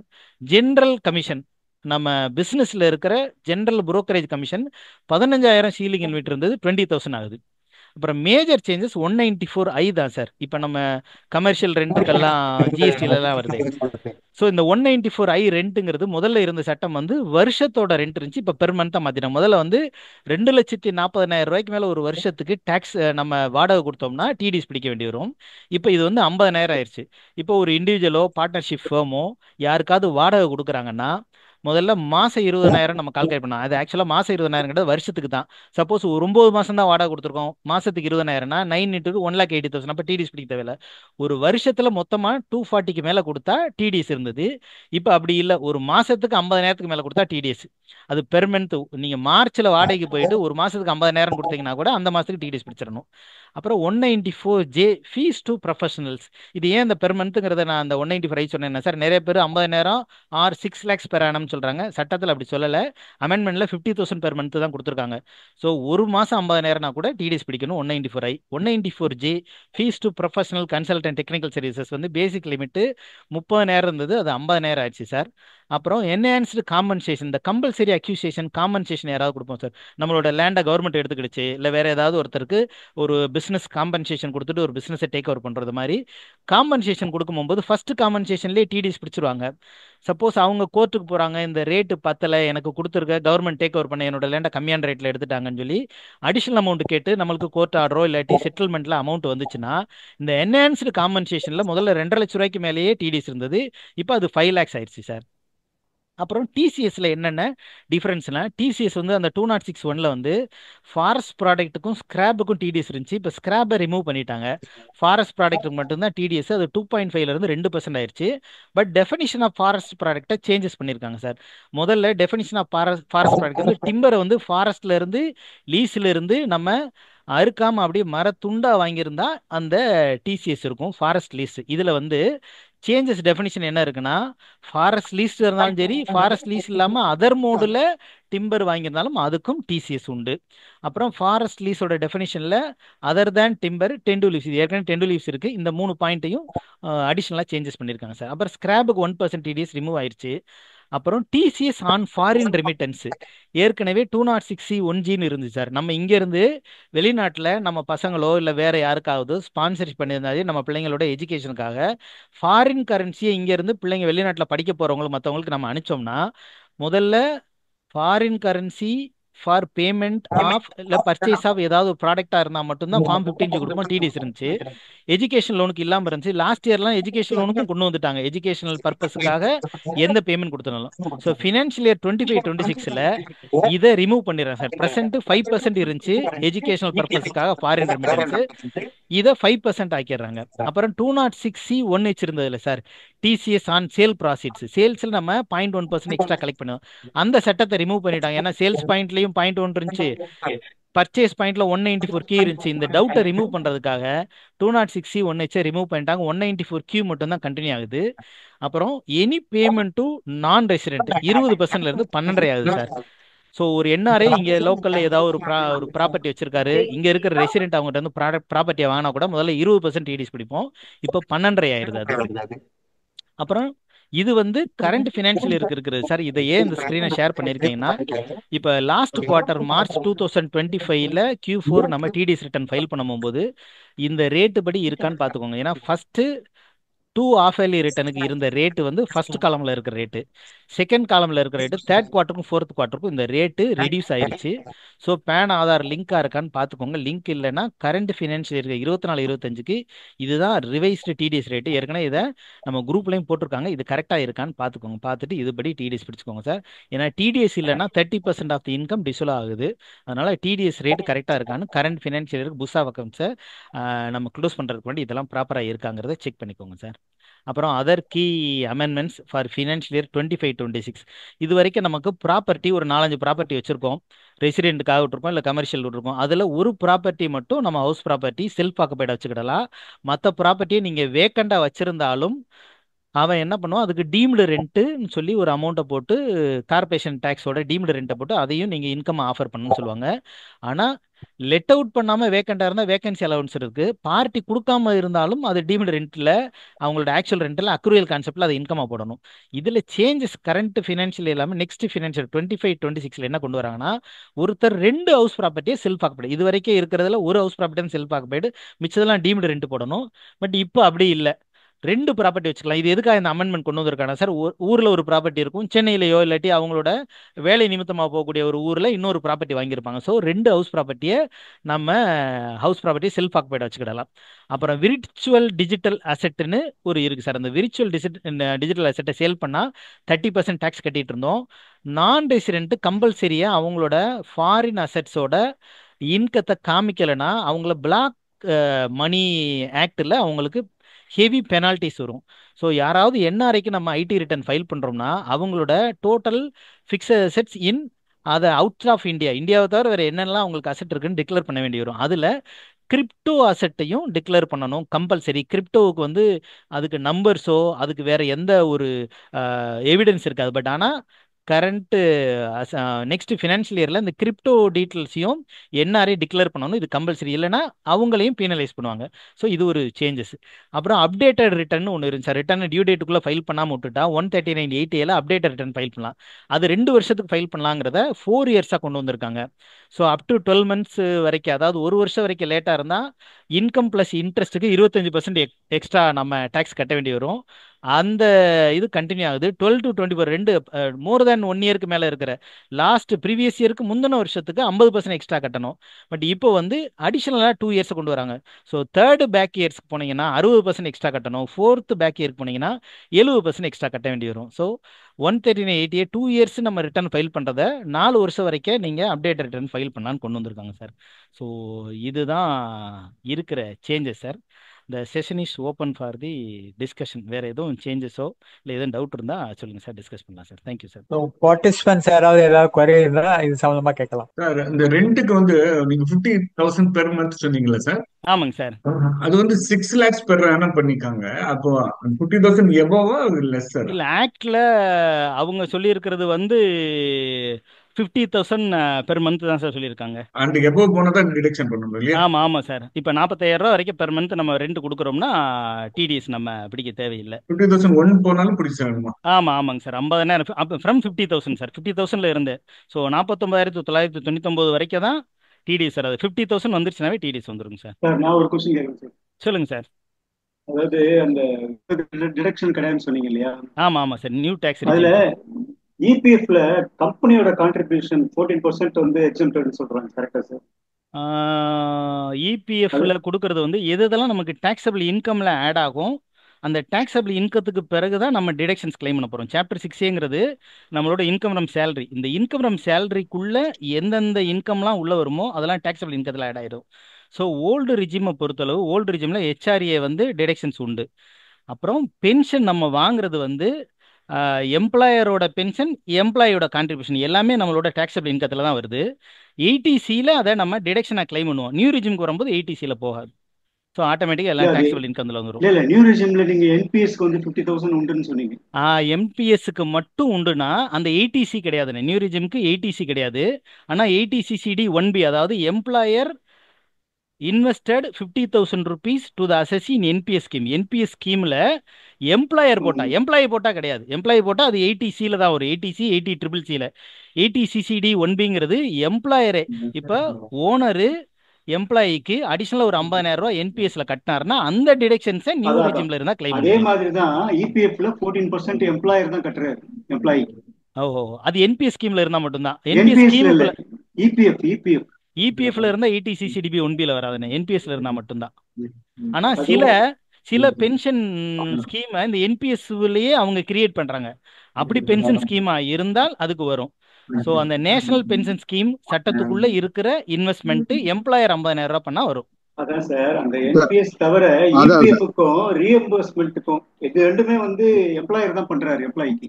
ஆமா ஆமா ரீஎம்பர்ஸ்மெண்ட்ன்றது எல்டிஏ, அப்புறம் கன்வெயன்ஸ், நெட் கனெக்ஷனுக்கு ஃபீஸ் கொடுக்கறது, இது எல்லாமே ஆமா. பண்றாரு. அதுவும் ரீஇம்பர்ஸ்மெண்ட் இபிஎஃப் எப்பயுமே டாக்ஸபிள் இன்கம்ல கான்ட்ரிபியூஷனும் வராது. ரீஇம்பர்ஸ்மெண்ட் வந்து டாக்ஸபிள் இன்கத்துல இருந்து வெளியில போயிடும். ஆனா எம்ப்ளாயர் வந்து நார்மல் பென்ஷன் ஸ்கீம்ல அந்த கம்பல்சரி பென்ஷன் இருக்கு பாருங்க, அந்த ஸ்கீம்ல போயிருந்தா இடிசில வரும். கம்பல்சரி பென்ஷன் அந்த ரேட்டுக்கு மேல இருக்கிறது தனியா அவங்களே ஒரு செட்டப் பண்ணி நேஷனல் பென்ஷன் ஸ்கீம் மாதிரி வச்சு என்பிஎஸ்ல கொடுத்துருந்தாங்கன்னா அது 80 ஆனா எம்ப்ளாயரோட கான்ட்ரிபியூஷன் மட்டும்தான். எம்ப்ளாயியோட கான்ட்ரிபியூஷன் அதுக்குள்ள வராது. எம்ப்ளாயரோட கான்ட்ரிபியூஷன் மட்டும்தான். அதே மாதிரி வித்ட்ராயல் வந்து 1.5 lakhs வரைக்கும் டாக்ஸ் ஃப்ரீ. 1.5க்கு மேல வித்ட்ரா பண்ணாங்கன்னா டாக்ஸபிள் இன்கத்துல ஆட் ஆயிரும். சார் சார் சிவகுமார் சார், இந்த என்பிஎஸ் வந்து எம்ப்ளாயி கான்ட்ரிபியூட் பண்ணா இன்கம்ல ஆட் ஆகி திருப்பி அது எக்ஸம்ஷனா வருது சார், செல்வராஜ் சார். அது ஓல்டு ரிஜிம்ல இருந்தா வரும் சார். நியூ ரிஜிம்ல இருந்தா 80 1B வந்து எம்ப்ளாயர் கான்ட்ரிபியூஷன் மட்டும்தான். எம்ப்ளாயி கான்ட்ரிபியூஷன் நீங்க கிளைம் பண்ணா இப்ப திரும்பி ஆர்டர் போடுறாங்க, டாக்ஸ் கட்ட சொல்றாங்க, நீங்க தப்பா டிக்ளேர் பண்ண அமௌண்ட் கட்ட வேண்டி வரும். எதுவுமே டிடக்ஷன் கிடையாது சார் எம்ப்ளாயிஸோட. எம்ப்ளாயிஸ்க்கு கிடையாது. எம்ப்ளாயர் கான்ட்ரிபியூஷன் மட்டும்தான் நியூ ரிஜிம்க்கு எலிஜிபிள். எம்ப்ளாயர் சார் கொடுக்கறது அது வந்து எல்லாமே நியூ கிராஸ் பென்ஷன் இன்கம்ல ஸ்கீம் வராது. வந்து முன்னால வந்து சென்ட்ரல் கவர்மெண்ட்டுக்கு இருந்துச்சு, ஸ்டேட்டுக்கு வந்துச்சு, இப்போ வந்து பிரைவேட் எம்ப்ளாயிஸ்க்கு வந்திருக்கு. ஆமாங்க இது சார். வந்து பிஎஃப்க்கும் அதாவது இபிஎஃப் இருக்குல்ல, எம்ப்ளாயிஸ் ப்ராவிடமெண்ட்டுக்கும் இதுக்கு சம்பந்தமே கிடையாது சார். இது வந்து செப்பரேட். ஆமாங்க அதுக்கு சார். ஒரு பென்ஷன் ஸ்கீம் வருதுன்னு சொல்லிட்டு மாசம் 50,000 ரூபாய் வரைக்கும் அந்த இது நமக்கு டிடக்ஷன் பண்ணிக்கலாம் தவிர வேற எதுவும் இல்ல. இது நீங்க சேலரி ரெண்டாவது பீப்புள் சொன்ன மட்டும் மாதிரி கிடையாது, பிசினஸ் 14% பர்சன் கூட கிடையாது சார். போட்டுக்கலாம். என்பிஎஸ் ஸ்கீம்ல ஆமா, யார் வேணாலும் இன்வெஸ்ட் பண்ணிக்கலாம். போட்டுக்கலாம். எம்ப்ளாயர் கான்ட்ரிபியூஷன்ல வந்து 14% கிடையாதுங்க. அவரு மேக்சிமமே வந்து 12% தான் கொடுப்பாரு. அது வந்து வாலண்டரி இதுல வந்து எனக்கு தெரிஞ்ச அளவுல யாரும் வாலண்டரியில வந்து அதிகமா மோர் தென் கொடுக்கறது தி பிரிஸ்கிரைப் ரேட்டுக்கு மேல கொடுக்க மாட்டாங்க. கொடுக்கறது 1,800 கிடையாது. ரூபாய் அவர் 3,500 ரூபாய் பென்ஷன்ல வந்து கட்ட மாட்டார். ஓஹோ. அதுக்கு வந்து ஆப்ஷனே இல்லை. அவர் வந்து 12% இந்த 1,800 ரூபாய் மட்டும் தான் கட்டியிருப்பாரு தவிர, அப்படி கொடுக்குறாருன்னா அவர் எம்ப்ளாயிக்கு கொடுப்பாரு தவிர அவர் பிஎஃப்ல வந்து 14% அதுக்கு மேலேயோ கட்டுறதுக்கு வாய்ப்பு கம்மி. சொல்றேன் சார், சரி சார். 12% தான் கட்டுவார். ஓ 14 எம்ப்ளாயருமே என்பிஎஸ் ஸ்கீம்ல எனக்கு 50,000 ரூபாய் கொடுங்க, நான் அதை கடைசியா கிளைம் பண்ணிக்கிறேன்னு சொல்றது இல்லை சார். அதனால எம்ப்ளாயி வந்து எம்ப்ளாயர் இன்வெஸ்ட் பண்றதுங்கிறது அதிகம். ஒரு சில எம்ப்ளாயர் என்பிஎஸ் ஸ்கீம்ல எம்ப்ளாயி நேம்ல 50,000 ரூபாய் இன்வெஸ்ட் பண்ணாங்கன்னா நியூ ரிஜிம்ல இருக்கவங்க அதை கிளைம் பண்ணிக்கலாம். பட் அது கேஸ் ரொம்ப ரேர், யாரும் அதிகமா அப்படி இல்ல இன்வெஸ்ட் இல்ல, அது பண்றது. வந்து பிரைவேட்ல எங்கேயுமே வந்து இந்த நியூ பென்ஷன் ஸ்கீம் ஊக்குவிக்கவும் இல்லை, பண்ணவும் இல்லை. ஏன்னா எம்ப்ளாயிஸ் ப்ராவிடமெண்ட்லயே வந்து அவருக்கு இபிஎஸ் இருக்கு, பென்ஷன் ம் ஸ்கீம் இருக்கு. அப்ப திருப்பி அடிஷனலா வந்து ஒரு மேனேஜ்மெண்ட் கொடுக்கறாரு வந்து ரொம்ப ரொம்ப ரேர். நானும் இதுவரை கேள்விப்பட்டதே இல்லை. 99% இல்ல, ஒருவேளை மேபி ஒரு 1 or 2 கம்பெனிஸ் வேணா பண்ணலாம், மற்றபடி வாய்ப்பு இல்லை. சார், ஒரு மெம்பர் வந்து சாட்ல கேட்டிருக்காரு, அப்டேட்டட் ரிட்டர்ன் பத்தி கொஞ்சம் எக்ஸ்பிளைன் பண்ணுங்க. ஓகே. சார் அப்டேட்டட் சார் ரிட்டர்ன்ங்கிறது எனக்கு சார், அந்த அப்டேட் ரிட்டர்ன்ல ஒரே ஒரு டவுட் தான் சார். இப்போ இந்த அப்டேட் ரிட்டர்ன்ல டிடிஎஸ் வருது இல்ல, சில ஆமாங்க பேர் சார். என்ன பண்றாங்கன்னா அந்த டிடிஎஸ் வந்து கேரி ஓவர் பண்றாங்க நெக்ஸ்ட் இயருக்கு. அதுவும் சேர்த்து சொல்லுங்க சார் அதை ஓகே பத்தியும். Okay okay sir. Updated return என்ன சார், செக்ஷன் 139ல டியூ டேட் ஆஃப் ரிட்டர்ன் கொடுத்துருக்காங்க. அதாவது நார்மலாக ரிட்டர்ன் வந்து ஏப்ரலில் ஓப்பன் ஆயிரும். பட் இதில் என்னோட பர்சனல் பாயிண்ட்னு சொல்கிறேன் சார், டிடிஎஸ் ரிட்டர்ன்லாம் அப்டேட் ஆகி 26 ASலையும் ஐடியில் ஏஎஸ்லையும் ஆனுவல் இன்ஃபர்மேஷன் சம்மரிலையும் நம்மளுக்கு வர்றதுக்கு ஜூன் ஃபர்ஸ்ட் வீக் ஆயிடுது. ஸோ அதுக்கு முன்னாடி நீங்கள் ஏதாவது ரிட்டர்ன் ஃபைல் பண்ணுறத தவிர்த்துக்கோங்க. நம்மளுக்கு கிளியராக வரலன்னு தெரிஞ்சால் கூட ஏஎஸ்ல எந்த இன்ஃபர்மேஷன் வருதுங்கிறது தெரியல. சிலர்லாம் நம்ம பேன் நம்பர் தெரியும், நம்ம பேன் நம்பரை போட்டு அவங்களே ஹெச்ஆர்ஏ கிளைம்லாம் வச்சிருப்பாங்க. நீங்கள் போய் ஏஎஸ்ல போய் இது என்னோட இன்ஃபர்மேஷன் கிடையாது, என்னோட நாலேஜ் இல்லாமல் பண்ணியிருக்காங்க, நீங்கள் ரிஜெக்ட் கூட பண்ணலாம். ஸோ ஏஎஸ் அப்டேட் ஆகிறது வரைக்கும் 1 ஜூன் வரைக்கும் வெயிட் பண்ணுங்க. இது ஐடி ரிட்டர்ன் ஃபைல் பண்ணுறதுக்கு. இந்த அப்டேட்டட்ங்கிறது நார்மல் டியூ டேட் வந்து என்னன்னா சார், ஏப்ரல்ல இருந்து ஜூலை வரைக்கும் 31 ஜூலை வரைக்கும் நீங்கள் வித்தவுட் எனி லேட் ஃபீஸோட நீங்கள் டியூ டேட்டுக்குள்ளே ரிட்டர்ன் ஃபைல் பண்ணுறது. 31 ஜூலை தாண்டிட்டு டிசம்பர் வரைக்கும் உங்களுக்கு பார்த்தீங்கன்னா வித் லேட் ஃபீஸோட ஸோ பேசிக் லிமிட் கீழே இருந்தால் நீங்கள் ரிட்டர்ன் ஃபைல் பண்ணலாம், லேட் ஃபீஸ் வராது. பேசிக் லிமிட்ல இருந்து 5 லட்ச ரூபா வரைக்கும் இருக்கிறவங்களுக்கு 1000 ரூபா லேட் ஃபீஸு. 5 லட்ச ரூபாய்க்கு மேலே இன்கம் இருந்தால் 5000 ரூபா லேட் ஃபீஸ் வரும். இது டிசம்பர் வரைக்கும். ஒன்ஸ் டிசம்பர் முடிஞ்சிருச்சுன்னா ஜனவரியில இருந்து நீங்க due date of return failure ஆயிட்டீங்க, அந்த ஃபினான்ஷியல் இயரோட ரிட்டர்ன் நீங்க ஃபைல் பண்ண முடியாது. இப்போ உதாரணத்துக்கு பார்த்தீங்கன்னா 24-25 ஃபினான்ஷியல் இயர்ல இருக்கும். ஸோ ஏப்ரல் 25ல இருந்து 24-25 ஃபினான்ஷியல் இயருக்கு ரிட்டர்ன் ஓப்பன் ஆயிரும். பட் நம்ம ஃபைல் பண்ண வேண்டியது 1 ஜூன்ல இருந்து பார்த்துக்கோங்க, ஏன்னா டிடிஎஸ் எல்லாம் அப்டேட் ஆகுறது அப்பதான் வரும். ஸோ ஜூலை 31க்குள்ள நீங்க ஃபைல் பண்ணீங்கன்னா உங்க டேக்ஸ் அமௌண்ட் 10,000 ரூபாய்க்கு மேல இருந்தா 234 பிசி இன்ட்ரெஸ்ட்லாம் வந்துடும். 234ஏங்கிறது வராது, ஏன்னா நீங்க டியூ டேட்டுக்குள்ளேயே ஃபைல் பண்றீங்க. டியூ டேட்டை விட்டுட்டு லேட்டா ஃபைல் பண்ணீங்கன்னா தான் 234ஏ வட்டி வரும். 31 ஜூலை வரைக்கும் அட்வான்ஸ் டேக்ஸ் நீங்க கட்டல, பட் உங்களோட டேக்ஸ் அமௌண்ட் 10,000க்கு மேல வருதுன்னா இன்ட்ரெஸ்டோட கட்ட போறீங்க. பட் 234F லேட் ஃபீஸ் வராது. ஜூலையை தாண்டிட்டீங்க, இது வந்து நார்மல் அசெசிங் சார். டேக்ஸ் ஆடிட்டா செப்டம்பர், அவங்களுக்கு செப்டம்பர். ஸோ செப்டம்பர் தாண்டி ஃபைல் பண்ணுறவங்க tax audit cases. Tax audit இல்லாத மற்ற கேசஸ்க்குலாம் 31 ஜூலை தான் டியூ டேட்டு. டியூ டேட் தாண்டி பண்ணீங்கன்னா 234ஏல இன்ட்ரெஸ்ட் 1% வரும், லேட் ஃபீஸு 1000மோ 5000மோ வரும். ஸோ லேட் ஃபீஸோட ஃபைல் பண்ணுறது ஜூலையிலேருந்து டிசம்பர் வரைக்கும். டேக்ஸ் ஆடிட் கேஸ்னா அக்டோபர்ல இருந்து டிசம்பர் வரைக்கும். ஏன் அக்டோபர்னு சொல்கிறேன் சார், டேக்ஸ் ஆடிட் ரிப்போர்ட் வந்து 30 September, return filing October. So 30 அக்டோபரை தாண்டிட்டு நவம்பர் டிசம்பரில் பண்ணீங்கன்னா இந்த லேட் ஃபீஸ் வந்துடும் இன்ட்ரெஸ்டோட சேர்ந்து. டிசம்பரில் உங்கள் நார்மல் ரிட்டர்ன் ப்ராசஸ் க்ளோஸ் ஆயிரும். ஜனவரியிலேருந்து நீங்கள் பண்ணீங்கன்னா 13980 அப்டேட்டட் ரிட்டர்ன், பெண்டிங் இருக்கிற ரிட்டர்னை நீங்கள் ஃபைல் பண்ணணும்னு நினைச்சீங்கன்னா உங்களோட டோட்டல் டேக்ஸ் லைபிலிட்டி ப்ளஸ் இன்ட்ரெஸ்ட்டுக்கு 25% எக்ஸ்ட்ரா டேக்ஸ் கட்டணும் சார். இப்போ 23-24 ஃபினான்ஷியல் இயர் நம்ம ஃபைல் பண்ணிட்டோம், டிசம்பரோட முடிஞ்சிருச்சு. இப்போ ஜனவரி பிப்ரவரியில் நீங்கள் அப்டேட்டட் 2023-24 அப்டேட்டட் ஃபைல் பண்ணுறீங்கன்னா 25% எக்ஸ்ட்ரா டேக்ஸ் கட்டணும். ரிட்டர்ன் ஃபைல் பண்ணியிருந்தா ரிவைஸ் ரிட்டர்ன் பண்ணாலும் இந்த அப்டேட்டட் ரிட்டர்ன், அதாவது இன்கத்தை ஜாஸ்தி பண்ணுறீங்க, அப்படி அப்டேட்டட் பண்ணாலும் அதுக்கும் 25%. சப்போஸ் 23-24 ஃபினான்ஷியல் இல்லாமல் ஃபினான்ஷியல் இயர் 22-23 2022-23 ஃபினான்ஷியல் இயர் ரிட்டர்னையும் இப்போ நீங்கள் ஃபைல் பண்ணலாம். அது எப்போ ஓப்பன் ஆயிருக்குன்னா மார்ச் 2025 வரைக்கும். அதுக்கு ஃபைல் பண்ணோம்னா 50% எக்ஸ்ட்ரா வரும் sir. So total tax plus interest.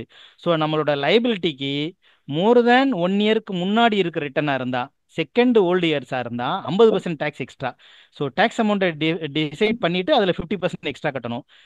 Preceding year, அதாவது இப்போ முடிஞ்ச 2023-24 ஃபைல் பண்ணால் 25% எக்ஸ்ட்ரா. இந்த செக்ஷனை என்ன பண்ணியிருக்காங்கன்னா இன்னும் 2 வருஷத்தை எக்ஸ்ட்ரா கொண்டு வராங்க.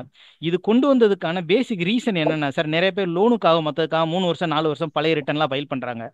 அவன் வந்து இந்த ப்ராசஸ் எல்லாம் ப்ரைவேட் பண்ணிட்டான் சார். ஒரு ரிட்டர்னை ப்ராசஸ் பண்ணுறதுக்கு 40-50 ரூபா உங்களுக்கு காஸ்ட் ஆகுதான்.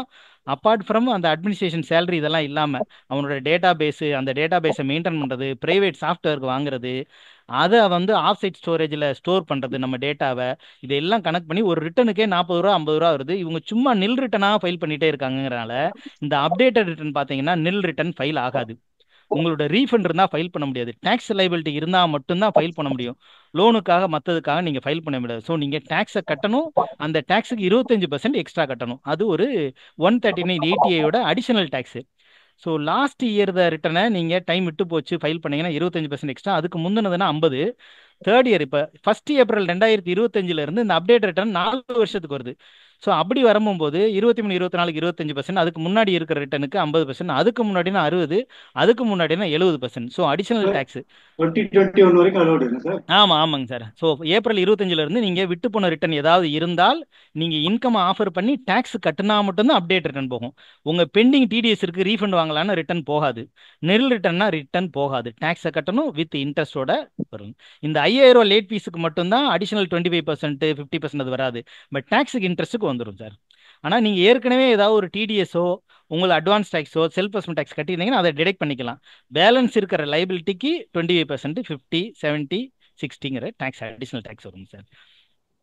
அப்புறம் இன்னொன்று கேட்டிருந்தீங்களே சார், வேற ஏதோ ஒன்று கேட்டீங்களே சார், அப்டேட்டட் ரிட்டர்ன் இல்லாமல் old TDS carry over of TDS to the next financial year. இது என்னன்னா சார், இந்த அப்டேட் ரிட்டர்ன்ல தான் சப்போஸ் டாக்ஸ் கட்டணும்னு சொல்லிட்டு ஒரு குறிப்பிட்ட அமௌண்ட் மட்டும் நெக்ஸ்ட் இயருக்கு ட்ரான்ஸ்ஃபர் பண்ணி ஒரு 1000 ரூபாய் மினிமம் கட்டி பண்றாங்க அப்டேட் ரிட்டர்ன்ல. அதுதான் கேட்கிறேன். அந்த மாதிரி என்னன்னா சார், இப்போ டாக்ஸ் கட்டினாதான் ரிட்டர்ன் போகும். பேசிக் லிமிட் 5 லட்ச ரூபா வரைக்கும் உங்களுக்கு டாக்ஸ் கிடையாது. 5 லட்சத்தை தாண்டா பேசிக் லிமிட்ல இருந்தே டாக்ஸ் வரும். இதை ஒரு சில ரிட்டர்ன் ஃபைல் பண்ணணுங்கிறதுக்கா என்னன்னா ஒரு 5,500,000 rupees போட்டிங்கன்னா 87A ரிபேட்டு நம்மளுக்கு போக அந்த 500 மட்டும்தான் டேக்ஸாக வரும். ஸோ இந்த 500 ப்ளஸ் 500 ஒரு 25%, 100 கட்டினா 600 கட்டி ரிட்டர்ன் போகும். ப்ளஸ் 1000 லேட் ஃபீஸ் வரும். ஸோ அடிஷனல் டேக்ஸ் கட்டினா தான் போகும். பட் அந்த டேக்ஸை வந்து நீங்கள் அந்த டியூ டேட்டுக்கு பிறகு தான் கட்டணும். டியூ டேட்டுக்கு முன்னாடி கட்டியிருக்கிற டேக்ஸை இதை எடுத்துக்காது. இல்ல சார், அப்படி இல்ல சார். இப்போ நம்மளுக்கு வந்து டோட்டலா ரீஃபண்ட் பண்ண கூடாது இல்லையா? ஆமாங்க சார். அதனால என்ன பண்றாங்கன்னா ஒரு ஒரு 10,000 ரீஃபண்ட் அமௌண்ட்டை அந்த அமௌண்ட்டை வந்து நெக்ஸ்ட் இயருக்கு டிடிஎஸா கிளாரிஃபை பண்றாங்க. அந்த டிடிஎஸ் இப்போ இருக்கு, நமக்கு ரீஃபண்ட் வராதுங்கிறக்கா இந்த டிடிஎஸை கேரி ஓவர் பண்ணணும்னா இதில் இருக்கிற என்ன ப்ராப்ளம்னா சார், ஐடி ஆக்டில் வந்து அக்ரூயல் கான்செப்ட் எனக்கு 2013 14 இருந்தால் கம்பல்சரி ஆயிடுச்சு. ஸோ இன்கம் அக்ரூ ஆனாலும் சரி உங்களுக்கு வந்துட்டாலும் சரி அந்த இன்கத்தை நீங்கள் அந்த வருஷம் அக்கௌண்ட் பண்ணியே ஆகணும். அக்கௌண்ட் இந்த வருஷம் அக்கௌண்ட் பண்ணிக்கிறாரு சார், பட் டிடிஎஸ் மட்டும் நெக்ஸ்ட் இயர் கேரி அப்படி பண்றாங்க. பண்ண அது முடியாது, பண்ணி அப்படி பண்ண முடியாது சார், பண்ணக்கூடாது ஆ, சார். அது பண்ணீங்கன்னா ஆ, தப்பு. அந்த டிடிஎஸை நீங்கள் திருப்பி ரீஃபண்ட் வாங்கியிருந்தாலும் திரும்ப கட்ட வேண்டி வரும் sir. Notice more then 1 crore notice வருது சார், ஏகப்பட்ட நோட்டீஸ் போடுறாங்க. வெறும் டிடிஎஸ் மட்டும் நீங்கள் கேரி ஓவர் பண்ணக்கூடாது. ஏன்னா there is a nexus between income and TDS. எனக்கு 10,00,000 இன்கம் வந்திருக்கு, அதுக்கு 1,00,000 டிடிஎஸ் பிடிச்சிருக்காங்கன்னா இந்த டிடிஎஸ் அதோட தான் நான் நெக்ஸஸ் பண்ணணும். இன்னும் சொல்லப்போனால் எனக்கு ரெண்டல் இன்கமில் ஒரு டிடிஎஸ் வருது. நான் அந்த ரெண்டல் இன்கத்தில் எனக்கு அந்த இன்கமே 0 ஆயிருச்சு, அதை நான் வேற இன்ட்ரெஸ்ட்ல இதை அட்ஜஸ்ட் பண்ணிட்டேன்னா தான் அந்த டிடிஎஸை என்னோட அதர் இன்கம்க்கு இன்ட்ரெஸ்ட் இன்கத்துக்கோ பிஸ்னஸ் இன்கத்தோ அட்ஜஸ்ட் பண்ணலாமே தவிர அந்த இன்கத்தையே ஆஃபர் பண்ணாமல் நான் அந்த டிடிஎஸ் எடுக்கக்கூடாது. சப்போஸ் இந்த வருஷம் உங்களுக்கு ஒரு டிடிஎஸ் இருக்குது சார், ஒரு ப்ரொஃபஷனல் சார்ஜஸ் நீங்கள் 30,000 வாங்கியிருக்கீங்க, அதுக்கு 3,000 டிடிஎஸ் பிடிச்சிருக்காரு. இது ரீஃபண்ட் வாங்கணுங்கிறக்கா இந்த 3,000 டிடிஎஸ் நெக்ஸ்ட் இயர் கொண்டு போயிட்டு இந்த 30,000 இன்கத்தை இந்த வருஷம் ஆஃபர் பண்ணிட்டீங்க. சப்போஸ் நெக்ஸ்ட் இயர் உங்களுக்கு ப்ரொஃபஷனல் இன்கமே இல்லைன்னு வச்சுக்கோங்க, உதாரணத்துக்கு சொல்கிறேன், professional income so income from business or professional எட்டு உங்களுக்கு 0னா இந்த டிடிஎஸ் நீங்கள் கிளைமே பண்ண முடியாது. அது போக ரீஃபண்டுக்காக இதை நீங்கள் கேரி ஓவர் பண்ணியிருக்கீங்கன்னா ஒன்ஸ் இன்கம் ஆல்ரெடி ஆட் ஆகிட்டுனா டிடிஎஸை நீங்கள் நெக்ஸ்ட் இயருக்கு ப்ரொபோர்ஷனேட்டாக கேரி ஓவர் பண்ண முடியாது. இந்த டிடிஎஸ் கேரி ஓவருங்கிறது எதுக்கான சார், அக்கௌண்ட்லேயே இந்த இன்கத்தை நான் கொண்டு வரல. இன்னும் சொல்லப்போனால் ஒரு சிலருக்கு அக்ரூயல் கான்செப்ட் இருக்கும், ஒரு சிலருக்கு கேஷ் கான்செப்ட் இருக்கும். கேஷ் கான்செப்ட் வந்து ப்ரொஃபஷனல்ஸ்க்கு மட்டும் கேஷ் ஸ்கீமில் போகலாம். இப்போ எனக்கு ஒரு பார்ட்டி 2,00,000 அட்வான்ஸ் கொடுத்து என்னை ப்ரொஃபஷனலாக ஒரு கான்ட்ராக்ட் என்கேஜ் பண்ணிட்டாரு. பட் நான் இன்னும் ஸ்டார்ட்டே பண்ணலை, நான் ஜிஎஸ்டி பில்லும் சார்ஜ் பண்ணல, வெறும் அட்வான்ஸ் மட்டும் வாங்கியிருக்கேன், அட்வான்ஸ்க்கு மட்டும் ஜிஎஸ்டி கட்டியிருக்கேன். இல்லை ஜிஎஸ்டி லைபிள் இல்லைன்னா நான் கட்டவே இல்லைன்னு வச்சுக்கோங்களேன். இதை நான் இன்கமே கொண்டு வர மாட்டேன், அட்வான்ஸில் தான் வச்சிருப்பேன். நெக்ஸ்ட் இயர் தான் அவருக்கு சர்வீஸ் பண்ண போறேன்னா இந்த டிடிஎஸ் நெக்ஸ்ட் இயர் கொண்டு வரலாம். சப்போஸ் நான் சர்வீஸை ஸ்டார்ட் பண்ணிட்டேன்னா, சப்போஸ் என்னோட சர்வீஸ் 2,00,000 இல்லை 1,50,000 இருக்குன்னா அந்த 1,50,000 பில் பண்ணேன்னா 1,50,000 உரிய டிடிஎஸை கரண்ட் இயர் கிளைம் பண்ணிட்டு 50,000 உரிய டிடிஎஸை தான் நெக்ஸ்ட் இயர் கொண்டு போகலாம். இன்கம் ஃபுல்லாக கரண்ட் இயர் நீங்கள் ஆஃபர் பண்ணிட்டு TDS next year carry over பண்ணக்கூடாது, இது அஃபென்ஸ் சார். அதான் சார், அந்த 139(80A) அந்த ரிட்டர்ன் ஃபைல் பண்றதுக்கு ரீஃபண்ட் வாங்க முடியாது, மினிமம் டாக்ஸ் கட்டி ஆகணும். மினிமம் டாக்ஸ்ல ஒரு 20 லைன் ஐட்டம் டிடிஎஸ் வருதுன்னா ஒரு 5 லைன் ஐட்டத்தை வந்து இன்கம் மட்டும் ஆஃபர் பண்ணிட்டு டிடிஎஸ் நெக்ஸ்ட் இயர் கேரி பண்ணி 500 1000 மட்டும் டாக்ஸ் கட்டி ரிட்டர்ன் ஃபைல் பண்றாங்க. ஸோ அதுதான் அந்த இது கரெக்டாக. ஆக்சுவலாக இந்த வருஷத்துல ஏதாவது நமக்கு இன்கம் வந்து ரிசீவ் ஆயிருச்சு இல்லாட்டி அக்ரூ ஆயிருச்சுன்னா அந்த இன்கத்தெல்லாம் கரண்ட் இயர் காமிச்சிருக்கணும், அதோட டிடிஎஸையும் கரண்ட் இயர்ல தான் எடுத்துக்கணும். டிடிஎஸ் மட்டும் நெக்ஸ்ட் இயர் போஸ்ட்போன் பண்றதோ இன்கத்தை நெக்ஸ்ட் இயர் போஸ்ட்போன் பண்றதோ இன்கம் டேக்ஸ் படி தப்பு. பிடிச்சாங்கன்னா அதுக்குரிய இன்ட்ரெஸ்ட் பெனால்ட்டி ஃபைனை நம்ம கட்ட வேண்டி வரும் சார். சரி சார், அப்போ நான் அந்த டிடிஎஸ் மட்டும், அதாவது அந்த டிடிஎஸ் டெலீட் மட்டும் பண்ணிட்டு பண்றாங்க, அப்படியும் பண்றாங்க? அப்படியும் பண்ண முடியாது சார். டிடிஎஸ் எடுக்காம விட்டீங்கனாலும் அதுக்கும் நோட்டீஸ் வரும் சார். ஏன்னா இந்த டிடிஎஸ் ஏன் எடுக்கலன்னு சொல்லி அதுவும் எரர் இன் ரிட்டர்ன் சொல்லி இதை வந்து டிஃபெக்டிவ் ரிட்டர்ன்ல போட்டு நீங்க ரிட்டர்ன் ஃபைல் பண்ணதை கேன்சல் பண்ணி விட்டுருவோம். சரி, thank you sir. Thank you sir. Sir 44ADக்கு மேக்ஸிமம் டர்ன் ஓவர் லிமிட் எவ்வளவு சார்? 44AD வந்து முதல்ல 1 கோடி இருந்துச்சு, இப்போ 2 கோடி வரைக்கும் இண்டிவிஜுவல்ஸா இருந்தாலும் மற்றவங்களா இருந்தாலும் 2 crores வரைக்கும் 2 crores வரைக்கும் 2 ரேட் இருக்குங்க சார். அதாவது 6%, 8%. நான் கேஷ் ஐட்டம் உங்களோட ரெசிப்ட்ல other than cash, either RTGS, NEFT, GPay, funds transfer, deposit in CDM machine other than our home branch. இப்போ எனக்கு வந்து தண்டையார்பேட்டில் என்னோட பேங்க் இருக்குது, ஹோம் பிரான்ச்சு. நான் கரூர் வைசா பேங்க்கில் அக்கௌண்ட் வச்சுருக்கேன். எனக்கு தண்டையார்பேட் பிரான்ச்சில் இல்லாமல் மவுண்ட் ரோடு பிரான்ச்லேயோ இல்லாட்டி வேறு ஏதாவது ஃபீஸை வந்து அங்கே இருக்கிற ஏடிஎம்மில் டெபாசிட் பண்ண, வெளியூரில் டெபாசிட் பண்ணாலும் அதையும் என்னோட கேஷ் டெபாசிட்டில் எடுத்துக்க மாட்டாங்க. எனக்கு ஆர்டிஜிஎஸ் ஆவோ, நெஃப்டாவோ, செக்காவோ, டிடியாவோ, ஃபண்ட்ஸ் ட்ரான்ஸ்ஃபராவோ டிஜிட்டல் கொடுத்த மாதிரி தான் எடுத்துக்குவாங்க. ஸோ இந்த டிரான்சாக்ஷன் எல்லாம் தனியாக வச்சுக்கிடணும். அந்த ரெசிப்ட்டுக்கு 6% காமிச்சா போதும். கேஷாக வாங்கின ஃபீஸுக்கு 8%. இது 44AD. 44AD applicable for all manufacturing trading services எல்லாருக்கும். இது யாருக்கு வராதுன்னா, இந்த கோடு இல்லாத ஜென்ரல் கமிஷன் இருக்காங்களா சார், அந்த ஜென்ரல் கமிஷனுக்கு 44AD அப்ளிகபிள் கிடையாது. எல்ஐசி கமிஷனுக்கு 44AD அப்ளிகபிள் கிடையாது. ஸோ மற்ற ஆல் மேனுஃபேக்சரிங் ட்ரேடிங் சர்வீசஸ் எல்லாமேவும் அப் டு 2 crores வரைக்கும் டிஜிட்டல் கரன்சி இல்லாட்டி பேங்க் மூலமா நான் கேஷாக வாங்கினதுக்கு 6% காமிச்சா போதும், மற்றதுக்கு 8%. இதில் நீங்கள் கவனிக்க வேண்டியது என்னன்னா, 8% காமிச்சா போதும் சொல்லல, 6%, 8% or any other higher amount which you received இல்லாட்டி நீங்கள் உங்களுடைய எஸ்டிமேட்டட் இன்கம் சொல்கிறாங்க. ஸோ இதில் என்ன முக்கியமான பாயிண்ட் என்ன சார், என்னோட பேலன்ஸ் ஷீட்டுங்கிறது நெட்ஒர்த்துங்கிறது அசெட்ஸ் மைனஸ் லைபிலிட்டி. அதாவது என்னோட அசெட்டு, அந்த அசெட்டில் என்ன இருக்கும், என்னோட ஃபிக்ஸ்டு அசெட்டு, கரண்ட் அசெட்ஸ் எல்லாமே இருக்கும். நான் கொடுக்க வேண்டிய பாக்கி, என்னோட சொத்தும் நான் வெளியில் கொடுக்க வேண்டிய பாக்கியை கழிச்சிட்டா இதுதான் என்னோட நெட் கேபிட்டல். ஸோ போன வருஷம் என்னோட கேபிட்டல் வந்து 50 லட்சம் இருக்குது. இந்த வருஷம் என்னோட கேபிட்டல் 60 லட்சம் ஆயிடுச்சு. அதாவது 10 லட்ச ரூபா இன்கம் நான் ஏர்ன் பண்ணியிருக்கேன் ஆஃப்டர் மை டிராயிங்ஸ்னா. சப்போஸ் என்னோட டிராயிங்ஸ் 2 லட்சம்னு வச்சுக்கோங்க சார், அப்போ 12 லட்ச ரூபா நான் இன்கம் ஏர்ன் பண்ணியிருக்கேன். 2 லட்ச ரூபா வீட்டு செலவு போக 10 லட்ச ரூபா எனக்கு நெட்டாக ஏறி இருக்குன்னா என்னோட ப்ராஃபிட் 12 லட்சம் தான். இந்த 12 லட்சம் டிவைட் பை கிராஸ் ரெசிப்ட் தான் என்னோட ரேட்டாக இருக்கணுமே தவிர, நம்ம சிலர் என்ன நினைக்கிறாங்க, என்னோட ஆக்சுவல் இன்கம் 50 லட்ச ரூபா, ஆனால் 8% போட்டால் 20 லட்ச ரூபா தான் வருதுன்னா 20 லட்ச ரூபாய்க்கு மட்டும் டேக்ஸ் கட்டிட்டு 50 லட்ச ரூபாயை உங்களோட பேலன்ஸ் ஷீட்டை கேபிட்டலில் ஆட் பண்ணுறதோ, உங்கள் டெட்டார்ஸோ ஸ்டாக்கையோ உங்களோட நெட்ஒர்த்தை 50 லட்சமாக கொண்டு வர முடியாது. உங்களோட ஆக்சுவல் இன்கம் ஆர் 8%, இதுதான் சொல்கிறாங்க. ஸோ உங்களோட ஆக்சுவல் இன்கம் மோர் தென் 8%, 9%ஆவோ 10%ஆவோ இருந்தால் நீங்கள் அந்த 9%, 10%க்கு தான் டேக்ஸ் கட்டணும் 44ADலையோ ADAலையோ. சப்போஸ் நீங்கள் 8% கொண்டு வந்து ஆஃபர் பண்ணுறீங்கன்னா உங்கள் பேலன்ஸ் ஷீட்டையும் அந்த 8%க்கு ஏற்றாப்புல பேலன்ஸ் ஷீட்டை மாற்றணும், இல்லாட்டி அதுதான் கரெக்டாக இருக்கும். உங்களோட ப்ராஃபிட்டுக்கும் பேலன்ஸ் ஷீட்டுக்கும் மிஸ்மேட்ச் இருந்துச்சுன்னா நீங்கள் இன்கம்மை டிக்ளேர் பண்ணது கம்மியாக எடுத்துக்குவாங்க. அதுக்காக தான் 44ADயில் ரிட்டர்ன் ஃபைல் பண்ணும்போது scrutiny, faceless assessment scrutiny open ஆகுதுன்னா அவன் புக்ஸ் ஆஃப் அக்கௌண்ட்ஸ் கேட்க மாட்டான். பட் உங்களோட போன வருஷம் பேலன்ஸ் ஷீட்டையும் கரண்ட் இயர் பேலன்ஸ் ஷீட்டையும் வாங்கி கம்பேர் பண்ணி ஃபண்ட்ஸ் ஃப்ளோ அவுட் ஃப்ளோ பார்ப்பாங்க, நெட் இன்க்ரீஸ் எவ்வளோன்னு பார்ப்பாங்க. அந்த நெட் இன்க்ரீஸ் நீங்கள் காட்டின 8% இன்கத்தை விட அதிகமாக இருந்தால் இது சப்ரஷன் ஆஃப் இன்கம், அதுக்கும் டேக்ஸ் கட்டுங்கன்னு சொல்லி டேக்ஸு பெனால்ட்டி போட்டுருவாங்க. ஸோ 6%, 8%. சப்போஸ் இப்படி எடுத்துக்கோங்க, உங்களோட ஆக்சுவல் ப்ராஃபிட் 5% தான், நீங்கள் 8% காமிச்சிங்கன்னா பிரச்சனையே கிடையாது, உங்களை எதுவுமே எடுத்துக்க மாட்டான். ஏன்னா பேலன்ஸ் ஷீட்டில் 5% தான் உங்களுக்கு நெட்ஒர்த் இன்க்ரீஸ் ஆயிருக்கும். பட் நீங்கள் மெமோவில் ஸ்டேட்மெண்ட் ஆஃப் கால்குலேஷனில் ஈவன் தான் உங்கள் ப்ராஃபிட் 1 லட்சம், 8% போட்டால் 1.20 வருது, 1.20 ஆஃபர் பண்ணி டேக்ஸ் கட்டிங்கன்னா வேலைன்னு கூட்ட அவன் எந்த கொஸ்டின் கேட்க மாட்டான். பட் உங்கள் ப்ராஃபிட் மோர் தேன் 8% இருக்குது, மோர் தேன் 6% இருக்குது, நீங்கள் 44ADயில் கம்மியான இன்கம் ஆஃபர் பண்ணியிருந்தீங்கன்னா அப்பயும் ஸ்க்ரூட்னி ஓப்பன் ஆச்சுன்னா அவன் ரிவ்யூ எடுத்தானா உங்கள் பேங்க்கை எடுத்து பார்ப்பான், கிராஸ் ரெசிப்ட்ஸ் எது வந்திருக்கு, எதெல்லாம் நீங்கள் கிராஸ் ரெசிப்ட் 8% போட்டிருக்கீங்கன்னு பார்ப்பான். இதுல டிஃபரன்ஸ் வந்துச்சுன்னா அப்பயும் அடிஷனல் டாக்ஸ் கட்ட சொல்லுவாங்க சார். ஸோ மியர் 6, 8 காமிக்கிறதுனால நம்ம சேஃப்னு சொல்ல முடியாது, ஆக்சுவல் இன்கத்தை பார்த்து ஒரே ஃபினான்சியல் இயர்ல 8 and 6 காமிக்கலாமா? ரெண்டையுமே காமிக்கலாம். அங்க வந்து ஐடி ரிட்டர்ன்ல 2 காலம் வரும். உங்களோட கிராஸ் ரெசிப்ட் போடும் போதே கேஷ் ஐட்டம் எவ்வளவு, நான் கேஷ் ரெண்டையும் ஃபீட் பண்ண உடனே ஆட்டோமேட்டிக்கா அதுவே 6, 8 மினிமம். அதை விட கம்மி அடிச்சிங்கன்னா ரிட்டர்ன் போகாது, மினிமம் 6% காமிக்கணும். ஸோ நீங்க கிராஸ் ரெசிப்டை 2 மெயின்டைன் பண்ணணும், அதர் தேன் கேஷ் எவ்வளவுன்னு. நியூ ரெஜிம் 12 lakhsக்கு 1.5 கோடி வரைக்கும் ரொம்ப தாராளமா கொண்டு போகலாம். இப்போ ஏப்ரல் 25, 26ல எல்லாரையுமே அப் டு 2 crores வரைக்கும் நீங்க தாராளமா கொண்டு போயிடலாம். இந்த 8% 8க்கு மேலே ஆஃபர் பண்ணலாம். என்னோட இது கிளைண்ட் பாத்தீங்கன்னா அவங்க மேனுஃபேக்சரர்ஸ், அவங்க என்னன்னா இன்வாய்ஸ் போட்டு ரைஸ் பண்ணிருப்பாங்க, பேமெண்ட் வந்திருக்காது, 100% செக் பேமெண்ட் தான் வரும். ஆனா இந்த வருஷம் இன்வாய்ஸ் வந்து ஒரு 60 லட்சம் ரைஸ் பண்ணிருக்காங்கன்னு வச்சோம்னா அந்த 60 லட்சத்தை காமிச்சுதான் 8% கட்டுறேன். அது ரைட் தானுங்களே? கரெக்ட் தான் சார். பேங்க் பாக்கிட்டேன், ஏன்னா எனக்கு கிரெடிட் பேமெண்ட், கிரெடிட் லேட்டா அடுத்த வருஷம் கூட வரும்.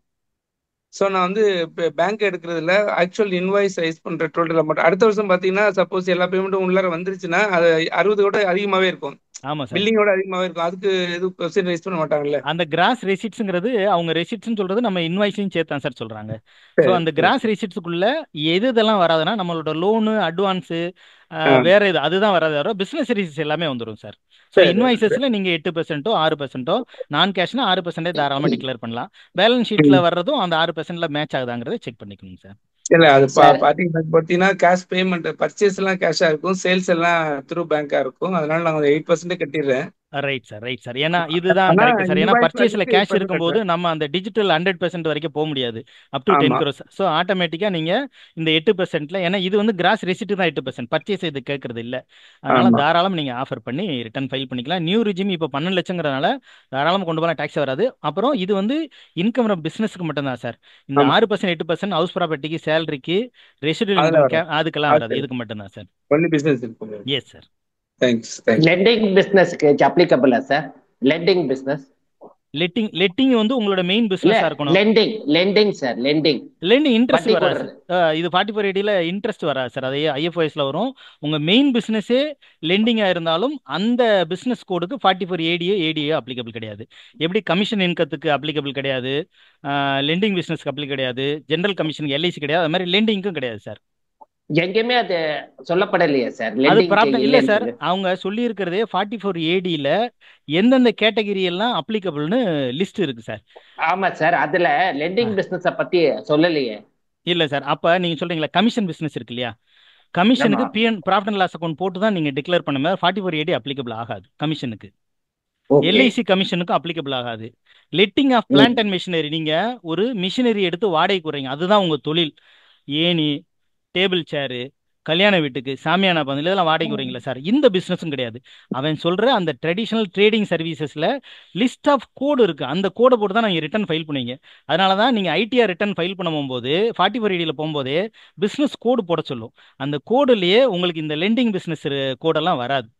ஸோ அவங்கெல்லாம் இதுக்குள்ளே அப்ளிகபிள் கிடையாது.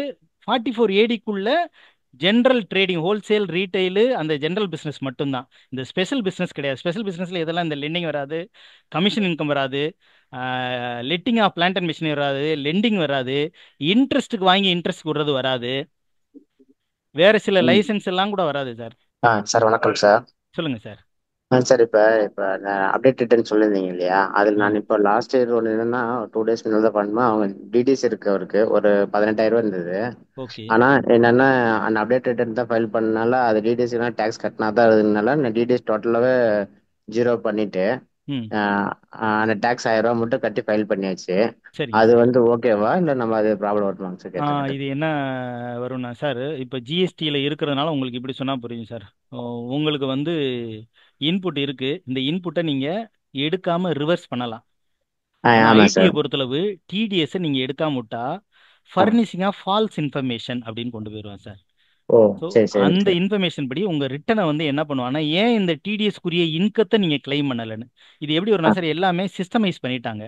Okay ID okay. ரிட்டர்னில் இந்த டிடிஎஸ் வந்து உட்காந்துருக்கும். இந்த டிடிஎஸ்க்குரிய கிராஸ் இன்கத்தை டைப் பண்ணணும். ஃபார் எக்ஸாம்பிள் உங்களுக்கு 60,000 ப்ரொஃபஷனல் இன்கம், 6,000 டிடிஎஸ் பிடிச்சிருக்காங்கன்னா, ஐடி ரிட்டர்ன் ஃபைல் பண்ணும்போது இந்த 6,000 ருபீஸ் டிடிஎஸ் வந்துருக்கும். அதில் கிராஸ் இன்கம் 60,000 இருக்கும்.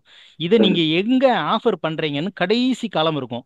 அதை எந்த ஹெட்டில் ஆஃபர் பண்ணுறீங்க, ஏன்னா இன்கம் நம்ம பிஸ்னஸில் இருக்கா இல்லை வேற எந்த கேட்டகரியில் கொண்டு போகிறீங்க அப்படிங்கிறதுக்காக ஒரு காலம் இருக்கும். அதை நம்ம செலெக்ஷன் பண்ணால் மட்டும்தான் ஆட்டோமேட்டட் இன்ஃபர்மேஷன்ல இருக்கிற இன்கத்தை நீங்க எடுத்திருக்கீங்கன்னு அர்த்தம். அப்படி இல்லைன்னா கம்ப்யூட்டர் என்ன எடுத்து கொடுனா, நீங்க இது இன்கத்தை மறைச்சிட்டீங்கன்னு கொண்டு போயிடும். Okay okay. ஆனால் நான் எப்படி அதுக்கு வந்து இந்த பண்ணணும் சார்? இன்கத்தை நீங்க ஆஃபர் பண்ணிட்டீங்க, டிடிஎஸ் மட்டும் தான் ஃபோர்கோ பண்ணிருக்கீங்கன்னு அது தெரியாது. அது ஓப்பன் பண்ணும். ஓப்பன் பண்ணும்போது நீங்க புக்ஸ் ஆஃப் அக்கௌண்ட்ஸை ஃபேஸ்லெஸ் அசஸ்மெண்ட் கொடுக்க வேண்டி வரும். அவன் என்ன கேட்பான்னா, இல்லைங்க உங்க டிடிஎஸ்க்குரிய கரஸ்பாண்டிங் இன்கத்தை நீங்க சப்ரஸ் பண்ணிட்டீங்க, அந்த இன்கத்துக்கு 30% டேக்ஸ், 30% பெனால்ட்டி, 30% இன்ட்ரெஸ்ட், 90% நீங்க கட்டுங்க. 1,00,000 ரூபாய்க்கு 90,000 ரூபாய் டேக்ஸ்ன்னு போட்டு நோட்டீஸ் வரும். இந்த டிடிஎஸை காமிக்காததுனால நம்ம இல்லை சார் இந்த டிடிஎஸை மட்டும் தான் எடுக்கல, நான் இன்கத்தை எடுத்துட்டேன்னு உங்கள் புக்ஸ் ஆஃப் அக்கௌண்ட்ஸை கொண்டு போய் நீங்கள் ஆன்லைனில் ஸ்கேன் பண்ணி நீங்கள் இதெல்லாம் போட்டு டிடிஎஸை மட்டும் ஏன் ஃபர்கோ பண்ணீங்கிறதுக்காக ஃபால்ஸ் இன்ஃபர்மேஷனுக்கு அந்த 5,000 ரூபாய் ஃபைன் உங்களுக்கு கட்ட சொல்லி ஆர்டர் வரலாம். ஓ சரி okay okay return sir. File பண்ணணுங்கிறதுக்காக டிடிஎஸை ஃபோர்கோ பண்ணுறது தப்பு சார். ஆனால் 1000 ரூபா பணம் கட்டி தான் கட்டணும். அந்த 1000 ரூபாய் நீங்க என்ன பண்ணலாம்னா சார், இந்த ரீஃபண்டுக்காக இதை பண்றீங்களா, அப்படி இல்லாம இந்த டிடிஎஸ்க்கு மேல ஒரு 1000 ரூபாய் டேக்ஸ் வர மாதிரி இன்கத்தை நீங்க போட்டு ரிட்டர்னை ஃபைல் பண்ணிருக்கலாம். ஓ அப்படி இந்த போட்டுருக்கோம். டிடிஎஸ் ரீஃபண்ட் வாங்கணுங்கிறக்கா நெக்ஸ்ட் இயர் கொண்டு போனீங்கன்னா, இன்கம் கரண்ட் இயர்ல வருது, டிடிஎஸ் மட்டும் நெக்ஸ்ட் இயர் ரீஃபண்டுங்கிறது தெர் இஸ் நோ நெக்ஸஸ். அங்க டிடிஎஸ் ரீஃபண்ட் கொடுத்தாலும் என்னைக்கு இருந்தாலும் 8 வருஷத்துக்குள்ள ஓப்பன் பண்ணா இந்த ரீஃபண்ட் வாங்கின அமௌண்ட்டை நீங்க திரும்ப கொடுக்க வேண்டி வரும். இல்லை சார், நான் ரீஃபண்டாக வாங்கவே இல்லை. நான் ரீஃபண்ட் 0 தான் போட்டிருக்கிறேன். அவ்வளோதான் சார். இதே டிடிஎஸ்க்கு மேல ஒரு 500 ரூபாய் டேக்ஸ் வர்ற மாதிரி நீங்க இன்கத்தை பூஸ்ட் பண்ணிட்டு ஒரு ஜென்ரல் கேஷ் இன்கம் போட்டு ரிட்டர்ன் ஃபைல் பண்ணீங்கன்னா ப்ராப்ளம் சால்வ் ஆயிருக்கும் சார். ஓ ஓகே சார். இனி இப்ப வந்து ரிவர்சல் ரிட்டர்ன் போட முடியாது இப்ப இதுக்கு. அப்டேட்டட் ரிட்டர்னுக்கு ரிவைஸ் ரிட்டர்ன் போடணும் சார். ஆர்டர் போறதுக்கு முன்னாடி நீங்க ரிவைஸ் பண்றதுனா பண்ணலாம். Okay okay sir, thank you sir. நான் போட்டு பார்க்குறேன். Thank you sir. சார் வணக்கம் சார். சொல்லுங்க சார். சார் இப்போ ஒருத்தர் ஏப்ரல் மாசத்துல ஒரு ப்ராப்பர்ட்டி விட்டாரு. அதுக்கு லாங் டர்ம் கேபிட்டல் கெயின் வந்து பாத்தீங்கன்னா கிட்டத்தட்ட ஒரு 5 lakhs வருது. சரிங்க சார். அது அதை வந்து 54 ECல இன்வெஸ்ட்மெண்ட் பண்றாரு அந்த சரிங்க. அமௌண்ட்டை. Okay sir. அது வந்து இப்ப இன்வெஸ்ட்மெண்ட் பண்ணலாமா? 6 அது மாசம் claim 6 எடுத்துக்கலாம். மாசம் sir. Time limit for investment. நீங்க 54F ஓஹோ. வேற ப்ராப்பர்ட்டி இருந்தாலும் சரி, பாண்டில் ஆ இன்வெஸ்ட் பண்றதாலும் சரி, அந்த டேட் ஆஃப் சரி சேல்ல சரி. இருந்து வித்தின் 6 months சார். 6 மாசம் தாண்டிருச்சுன்னா அது பார்ட் ஆஃப் த மந்த் இருந்தாலும் அதான் எடுத்துக்கிடுவோம். நீங்க கரெக்டா டேட் கணக்கு எடுத்துக்கோங்க. 12 ஓஹோ. ஏப்ரல்ல இருந்தா ஆ ஆ. செப்டம்பர் 12 அக்டோபர் 12க்குள்ள அந்த 6 மாசத்துக்குள்ள 13ஆம் தேதி இன்வெஸ்ட் ஓஹோ. பண்ணா கூட ஆட்டோமேட்டிக்கா இது இன்எலிஜிபிள், அதுக்குரிய டேக்ஸை கட்ட சொல்லிடும். ரிட்டர்ன் ஃபைல் பண்ணும் போதே 54EC பாண்டை நீங்க எடுத்திருக்கீங்கன்னு சொல்லும்போது டேட் ஆஃப் சேலும் டேட் ஆஃப் இன்வெஸ்ட்மெண்ட்டும் அதில் கேட்கும். முதல்ல ரிட்டர்ன் அப்படி கேட்காது. இப்போ அதில் நீங்க டைப் பண்ணணும். இப்போ நீங்க இன்வெஸ்ட்மெண்ட் ஓகே. வந்து லேட்டா பண்ணிருப்பீங்க, அந்த டேட்டை ஆ போட்டீங்கன்னா ரிட்டர்ன் எடுத்துக்காது. நீங்க தப்பா இன்ஃபர்மேஷன் கொடுக்கணும், பழைய டேட்டை இன்வெஸ்ட் பண்ண மாதிரி. அவன் இப்போ இந்த கிராஸ் செக்கிங்லாம் இன்வெஸ்ட் அந்த பாண்டோட சீரீஸை வச்சு நீங்க அந்த டேட்ல தான் பண்ணிருக்கீங்களான்னு செக் பண்றதுக்கு இன்னும் சிஸ்டம்ல அப்டேட் ஆகலைன்னு நினைக்கிறோம். பட் அவன் எவ்வளவு தூரம் அப்டேட்ல இருக்காங்கிறது தெரியல. ஏன்னா ரொம்ப ஃபாஸ்ட்டாக தான் அப்டேட் ஆயிட்டு இருக்கு. ஒருவேளை கிராஸ் செக்கிங்லயோ இல்லாட்டி இன்ஃபர்மேஷன்லயோ ஸ்க்ரூட்னி எப்பயாவது 8 வருஷத்துல ஓப்பன் ஆச்சுன்னா இந்த கேபிட்டல் கெயினை நீங்க கிளைம் பண்ணியிருந்தீங்கன்னா அது தப்பு. இதுக்குரிய டேக்ஸை இன்ட்ரெஸ்ட் பெனால்ட்டியோட கட்ட வேண்டி வரும். ஸோ எல்லா ஓகே. இன்வெஸ்ட்மெண்ட்டும் within 6 months or before filing the return of income. அது ரிட்டர்ன் ஆஃப் இன்கம்ங்கிறது due date for return of income. Suppose ஓ மார்ச்ல சப்போஸ் நீங்க அப்ப வந்து மார்ச்ல நான் வித்தனாக்க நான் வந்து 31st ஜூலைக்குள்ள ஜூலை கட்டணும். தான். 31st ஜூலை தான். Okay okay okay. Okay sir. Okay okay. Thank you thank you. Sir. Thank you sir. Sir இப்ப சார் சொல்லுங்க சார். சார் இப்ப இப்ப அந்த டீடைல்ஸ் கழிச்சதுப்போ மேல எக்ஸ்ட்ரா கட்டணும்னு வச்சுக்கோங்களேன். இப்ப பர்சன்டேஜ் நெட் ப்ராஃபிட் வந்து பாத்தீங்கன்னா இப்போ உதாரணத்துக்கு 20% இந்த டைம் கட்டணும்னு வச்சுக்கோங்க. இப்போ நான் ஸ்டேட் ஃபைல் பண்றப்ப அந்த பர்சன்டேஜ் ஆமா கம்மியா சார். கட்டினா 20% ப்ராப்ளம் ஸ்லாப்ல சார். இருக்கீங்கன்னு ஒரு 1000 ரூபாய் இன்கம் சேர்த்து விட்டீங்க, 200 டேக்ஸ் கட்டுற மாதிரி இருக்கும். இல்ல சார், இப்போ ஓகே சார். இந்த வருஷத்துக்கு இன்கம் கம்மியா வருது, டிடிஎஸ் 18,000 ரூபாய்னா அது 18,000 பிளஸ் மேல எக்ஸ்ட்ரா வரவே கட்டிடுறோம். இப்போ ஆமாங்க நெக்ஸ்ட் சார். வருஷம் வந்து பார்த்தீங்கன்னா டிடிஎஸ் கம்மியாதே வருது, ஒரு 1000 2000 தான் சம்திங் வருதுன்னு வச்சுக்கோங்களேன். அப்போ சரிங்க நான் சார். வந்து பார்த்தீங்கன்னா 20% 25% சேர்த்து கட்ட முடியாது இல்லை இன்கம். அப்போ கையிலிருந்து கட்டுற மாரில வரும். இல்ல அதுக்காக அதுக்கு நாளைக்கு ஃபியூச்சர்ல ஏதாவது கம்மியா காட்டணும்னா இந்த நோட்டீஸ் வருமா எனக்கு தெரியல, அதுக்காக டவுட் கேட்டேன். இல்ல அப்படியெல்லாம் இல்லை சார். அதாவது ஆ ஃபியூச்சர்ல உங்களுக்கு இன்கம் குறையிறதுனால நோட்டீஸ் வராது சார். உங்களோட ஓகே. பேங்க் ரெசிப்டோ இல்ல ஆ உங்களுக்கு டிடிஎஸ் இன்கம் வந்திருக்கிற நிறையா இருக்கு, நீங்க கம்மியா காமிச்சீங்கன்னா தான் ப்ராப்ளம் வரும். இப்ப சரி ஓகே ஓகே. டிடிஎஸ் இன்ஃபர்மேஷன்ல பார்த்தா என்னோட ப்ரொஃபஷனல் ஃபீஸ் ஒரு 10 லட்சம் காமிக்குது ஏஎஸ்ல. ஆ பட் நான் சரி ஐடி ரிட்டர்ன்ல 8 லட்சம் போட்டு 8 லட்சத்துக்கு 50% மட்டும் நான் இன்கம் போட்டிருந்தேன்னா அப்ப ரிவ்யூ கம்பல்சரி ஓப்பன் சிஸ்டமே ஓகே எடுத்து கொடுத்துரும். ஸோ ஓகே எனக்கு ஓகே. டிடிஎஸ்ல 10 லட்சம் இருக்கு, நான் காமிக்கிறது 12 லட்சம் காமிக்கிறேன். இல்லாட்டி எனக்கு ஏஎஸ்ல எந்த டிடிஎஸுமே இல்ல, நான் ம் ரிட்டர்னே ஃபைல் பண்ணனாலும் கொஸ்டின் வராது. இல்ல பேசிக் லிமிட் ஒரு சின்ன அமௌண்ட் போட்டு ரிட்டர்ன் ஃபைல் பண்ண கொஸ்டின் வராது. இன்கம் அப்ஸ் அண்ட் டவுன்ஸ் வந்து ஐடில ப்ராப்ளமே கிடையாது sir. Okay okay improper information அவன்கிட்ட இருக்கிற இன்ஃபர்மேஷன் படி நம்ம ஃபைல் பண்ண ரிட்டர்ன் மேட்ச் ஆகலைனாலோ, ஓகே இல்லை டிடிஎஸ் இருக்கு அந்த இன்கத்தை நம்ம டிக்ளேர் பண்ணாமல் விட்டாலோ, இல்லை ஓகே வேற ஓகே. ஏதாவது அவங்ககிட்ட ஒரு கரஸ்பாண்டிங் இன்ஃபர்மேஷன் வருது ப்ராப்பர்ட்டி ரிஜிஸ்ட்ரேஷனை வச்சோ, புரியுது. இல்லை வேற யாராவது நம்மளுக்கு கொடுத்துருக்க இன்ஃபர்மேஷன், இல்லை ஜிஎஸ்டி டிபார்ட்மெண்ட்ல இருந்து வர்ற சேல்ஸும் நம்ம ரிட்டர்ன் ஃபைல் பண்ண சேல்ஸும் மேட்ச் ஆகலை, இப்படி ஏதாவது இருந்தால் தான் ரிவ்யூ ஓப்பன் ஆகும் சார். ஓகே போன ஓகே. வருஷம் 10 லட்சம் காமிக்கிறேன், அடுத்த வருஷம் நான் 3 லட்சம் தான் இல்ல காமிக்கிறேன்னா ஐடி நான் சொல்றது ரிட்டர்ன்ல என்பி ஓப்பனே சொல்றேன் ஆகாது. சார். நெட் ப்ராஃபிட்டோட பர்சன்டேஜ் சொல்றேங்க சார். என்பி இப்போ 8%, இப்போ இந்த டைம் 20% கட்டுறேன், அடுத்த வருஷம் 12 தான் காட்டுறேன்னு சொல்ல வரேன். அதுக்காக சொல்ல வரேன். சார் இது வந்து என்னன்னா 44 ஏடியில் நீங்க ஆ ஒரு ஆ தடவை ரிட்டனை ம் 44 ஏடியில் எடுத்துட்டீங்கன்னா நெக்ஸ்ட் இயர் ஆ நீங்க நார்மல் பிஎன்எல் அக்கௌண்ட்டுக்கு போறீங்க அப்படின்னா ஓகே டாக்ஸ் ஆடிட் பண்ணணும். 8%க்கு கீழே இருந்துச்சுன்னா நீங்க டாக்ஸ் ஆடிட் தான் பண்ணணும். Okay okay sir. ரெண்டாவது அடுத்த 5 வருஷத்துக்கு 44 ஏடியை நீங்க எடுக்கக்கூடாது. இந்த ம் வருஷம் டாக்ஸ் ஆடிட், அடுத்த வருஷம் 44 ஏடி, அதுக்கு அடுத்த வருஷம் நான் வந்து 8% மேனுவல், அப்படி போக ம் முடியாது. புரியுது ஒன்ஸ் புரியுது சார். 44 ஏடியில் இருந்து 8%ல இருந்து நீங்க வெளியில வந்துட்டீங்கன்னாவே ஆ 8% கீழே காமிச்சீங்கன்னா நீங்க 1 கோடிக்கு கீழே இருந்தாலும் டாக்ஸ் ஆடிட் பண்ணி தான் ரிட்டர்ன் ஃபைல் பண்ணணும். அப்படி ம் பண்ணிட்டீங்கன்னா எந்த பிரச்சனையும் கிடையாது. இன்கம் கம்மியா இருக்கிறத பத்தி ஒன்றும் பிரச்சனை கிடையாது சார். நெட் சரி ப்ராஃபிட் ஓகே. ரேஷியோ ஆ 8% கீழே இருந்துச்சுன்னா இது கம்பல்சரி ஆடிட் பண்ணி தான் ரிட்டர்ன் ஃபைல் பண்ணணும் sir. Okay okay sir. Okay thank you sir. Sir ITR யூக்கு ரிவிஷன் இருக்கா? ரிவைஸ் அப்டேட்டட் ரிட்டர்ன்ல ரிவைஸ் ரிட்டர்ன் ஃபைல் பண்ணலாம், ப்ரொவைடட் 143 நமக்கு ஆர்டர் வராமல் இருக்கணும். ஆர்டர் வர்றதுக்கு முன்னாடி நீங்க ரிவைஸ் பண்றதுனா பண்ணலாம். ம் ஓகே ஓகே சார். நான் பார்த்துறேன் சார். Thank you sir. சார் எனக்கு ஒரு டவுட் கேட்கலாமா சார்? சொல்லுங்க சார். சொல்லுங்க சார். சார் இப்போ ஜென்ரலாக இப்போ டேக்ஸ் ஆடிட் இல்லாத கேஸுக்கெல்லாம் அந்த 1/4/2025லேருந்து பார்ட்னர்ஷிப் ஃபார்ம் எல்லாத்துக்குமே பார்த்தீங்கன்னா டிடிஎஸ் அப்ளிகபிள்னு சொல்லிட்டு கொண்டு வராங்க. எல்லாம் டேன் நம்பர் எடுத்துட்டு டிடிஎஸ் கட்டணும் அப்படின்னு சொல்லிட்டு. அது பார்ட்னர்ஷிப் ஃபேமுக்கு எதுக்காக டிடிஎஸ் சொல்றாங்கன்னா சார், பேமெண்ட் டு பார்ட்னர்ஸுக்கு நீங்க பார்ட்னர் சேலரியோ இன்ட்ரெஸ்ட் ஆன் கேபிட்டலோ இல்லை வேற ஏதாவது எந்த பேமெண்ட் கொடுத்தாலும் டிடிஎஸ் இப்போ அப்ளிகபிள் வந்துருச்சு 1/4/2000. அதுக்காக டேன் நம்பர் இப்பலே அப்ளை பண்ணி வாங்கி வச்சுக்கோங்க, அப்பதான் நீங்க கட்டுறதுக்காக இருக்கும் அப்படின்னு சொல்லலாம். சப்போஸ் உங்களோட ஃபேம்ல பார்ட்னர்ஸுக்கு எந்த பேமெண்ட்டும் கொடுக்கறது இல்லை, other than share of profit தவிர பார்ட்னர் சேலரி நீங்க டேன் நம்பர் அப்ளை பண்ணணுங்கிற அவசியம் கிடையாது சார். சரி சார், அது சேலரி கொடுக்குறோம் சார். சேலரியே இயர் எண்டில் தான் ஒரு என்ட்ரி பாஸ் பண்ணிட்டு அப்படிதான் அட்ஜஸ்ட் அதுக்கு பண்றோம். டிடிஎஸ் பிடிக்கணும் சார். அந்த சேலரிக்கு பேர் தான் பார்ட்னர். நீங்க எந்த பேர் வச்சுக்கலாம், சேலரி, ரெமுனரேஷனு, ஒர்க்கிங் பார்ட்னர் பேமெண்ட் எதுவா இருந்தாலும் சரி, அவங்களுக்கு எந்த பேமெண்ட் கொடுத்தாலும் அது கம்பெனியில ஃபேர்ம்ல எக்ஸ்பென்சஸ் ஆக போகுது, அவருக்கு இன்கம் ஆக போகுது அப்படின்னு வச்சுக்கோங்க. சப்போஸ் ஃபேர்முக்கு எக்ஸ்பென்சஸ் அவருக்கு ரீஇம்பெஸ்ட்மெண்ட், ஃபேர்முக்காக அவர் ஏதோ ஒரு ப்ராடக்ட்டை வாங்கிட்டு வந்திருக்காரு, இங்க ரீஇம்பெஸ்ட்மெண்ட் அது வராது. ஃபேர்மை பொறுத்தளவு எக்ஸ்பென்சஸ் அவருக்கு இன்கமா இருக்கக்கூடிய அந்த கேட்டகரியில வர்ற சேலரி, ரெமுனரேஷன், இன்ட்ரெஸ்ட் எதுவா இருந்தாலும் கம்பெனி அவருக்கு டிடிஎஸ் பிடிக்கணும் சார். ப்ரொவிஷன் என்ட்ரி போட்டாலும் சரி. அதர் தன் ஃபர்ம்ஸ், சாதாரண இண்டிவிஜுவல்ஸ் கூட அது மாதிரி பிடிக்கணும் அப்படின்னு சொல்லியிருக்காங்க. இண்டிவிஜுவல்ஸ்ல எப்படி சார் நமக்கு எடுக்க முடியாது. டிராயிங்ஸ்ல தானே சார் வரும், சேலரியில வராதுல்ல. Other than salary sir, other than சேலரியை நம்ம எடுக்க முடியாது. ப்ரொப்பரேட்டர் அவருக்கே எப்படி சம்பளம் எடுக்க முடியும் சார்? சம்பளம் இல்ல சார், அந்த ரெண்ட் அதெல்லாம் கூட நான் டாக்ஸ் ஆடிட்லாம் இருக்கு இல்லன்னு சொல்லிட்டு இருக்கு இல்லையா முன்னாடி. இப்போ வந்து நான் டாக்ஸ் ஆடிட் சாதாரண இண்டிவிஜுவல்ஸ் கூட அதர் தன் சேலரிக்கு எல்லாமே டிடிஎஸ் ப்ரொவிஷன் கொண்டு வராங்களே சார். அதாவது சார், இண்டிவிஜுவல்ஸுக்கு டிடிஎஸ் எப்போ அப்ளிகபிள்னா டாக்ஸ் ஆடிட் இருந்தா மட்டும்தான் அப்ளிகபிள். அப்ளிகபிள் கிடையாது. இதே கண்டிஷன் தான் இப்பயும் கண்டினியூ ஆகுது. ஆனா அதுல சில ஸ்பெசிபிக் ப்ரொவிஷன்ஸ் இருக்கு. ஸ்பெசிபிக் ப்ரொவிஷன்ஸ்னா அந்த 195M இருக்கு பாருங்க சார். கான்ட்ராக்ட் பேமெண்ட் 50 லட்ச ரூபாய்க்கு மேல இண்டிவிஜுவல்ஸ் கொடுத்தா, இப்ப நீங்க ஒரு பில்டிங் கட்டுறதுக்கு உங்க சொந்த ப்ராப்பர்ட்டியா இருந்தாலும் சரி, ஆபீஸ் ப்ராப்பர்ட்டி, ஒருத்தருக்கு 50 லட்ச ரூபாய்க்கு மேல கொடுக்குறீங்க. பட் உங்க டர்ன் ஓவர் பாத்தீங்கன்னா 1 கோடிக்கு கீழே தான் இருக்கு. ஆனா ஒரு 50 லட்ச ரூபாய் வீடு கட்டுறது கான்ட்ராக்ட் கொடுக்குறீங்கன்னா அவருக்கு 1% டிடிஎஸ் பிடிக்கணும். நான் டாக்ஸ் ஆடிட் இல்லைன்னு சொல்ல முடியாது. அதே மாதிரி ரெண்ட் 6 லட்சத்துக்கு மேல, அதாவது 50,000க்கு மேல கொடுக்க போறீங்கன்னா ரெண்டுக்கு 5% டிடிஎஸ் பிடிக்கும். இந்த 5ங்கிறது இப்ப 2 ஆயிருச்சு. நீங்க டாக்ஸ் ஆடிட்டா இல்லாத கூட ஒரு இண்டிவிஜுவல்ஸ் ஒரு பார்ட்டிக்கு வாடகை 50,000 ரூபாய்க்கு மேல மாசத்துக்கு கொடுக்க போறாருன்னா அதுக்கு டிடிஎஸ் பிடிக்கணும். அதெல்லாம் அந்த கேட்டகரியில வராது. இந்த பிசினஸ்ல வர்ற மற்ற டிரான்சாக்ஷன் இருக்கு பாருங்க சார், 194CH, 194J, இதெல்லாம் நான் டாக்ஸ் ஆடிட்டுக்கு அப்ளிகபிள் கிடையாது. டாக்ஸ் ஆடிட் இருந்தா மட்டும்தான். ஆனா பார்ட்னர்ஷிப் ஃபேமுக்கு வந்து டாக்ஸ் ஆடிட் இருந்தாலும் சரி, other than proprietor, HF, AOP, BOI, partnership firm, corporate அசோசியேஷன்லாம் டிடிஎஸ் ப்ரொவிஷன்ஸ் முதல்ல இருந்தே இருக்கு. இண்டிவிஜுவலுக்கு மட்டும்தான் டாக்ஸ் ஆடிட் இருந்தா மட்டும்தான் அப்ளிகபிள் கிடையாது. சப்போஸ் 44ADல அவர் வர்றாருன்னா 44ADல வரும்போது அவருக்கு இந்த 2 செக்ஷன் தான், 194M, இந்த ரெண்ட்டுக்கு இது மாதிரி தான் சார் வரும். மற்றதுக்கெல்லாம் அவர் டிடிஎஸ் பிடிக்கணுங்கிற அவசியம் கிடையாது. Thank you very much sir. Thank you sir. ஏன் சார் பார்ட்னர் சேலரிக்கு 20,000 வச்சிருக்காங்க? பார்ட்னர் சேலரி 20,000 கொண்டு வந்திருக்கான். சின்ன அமௌண்ட், அந்த லிமிட்டை இன்க்ரீஸ் பண்ணிருக்கோம். நம்ம பண்ணது தப்பு.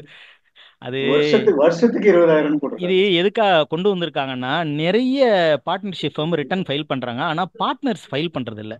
அவங்கள ஃபைல் பண்ண கொண்டு வரணும்னா கம்ப்யூட்டர் தான் மெசேஜ் போடணும். இப்போ எல்லாம் ஐடிஓ யாருமே மேனுவலாக போடணும். எல்லாம் டின் நம்பர் எல்லாம் கம்ப்யூட்டர் தான் ஜென்ரேட் பண்ணணும். கம்ப்யூட்டர் ஜென்ரேட் பண்ணணும்னா ஏன் ரிட்டர்ன் ஃபைல் பண்ணலை அப்படின்னு கேட்கணும்னா அவர் பேரில் ஏதாவது ஒரு டிடிஎஸ் இருந்தால் தான் ஆட்டோமேட்டட் இன்ஃபர்மேஷன் ஜென்ரேட் ஆகும். இப்போ நான் ஒரு 1000 ரூபா ப்ரொஃபஷனல் ஃபீஸ் வாங்கி அதுக்கு ஒரு 1000 ரூபாய்க்கு 100 ரூபா யாராவது டிடிஎஸ் பிடிச்சிருந்தா கூட நான் ரிட்டர்ன் ஃபைல் பண்ண எனக்கு நோட்டீஸ் வந்துடும்.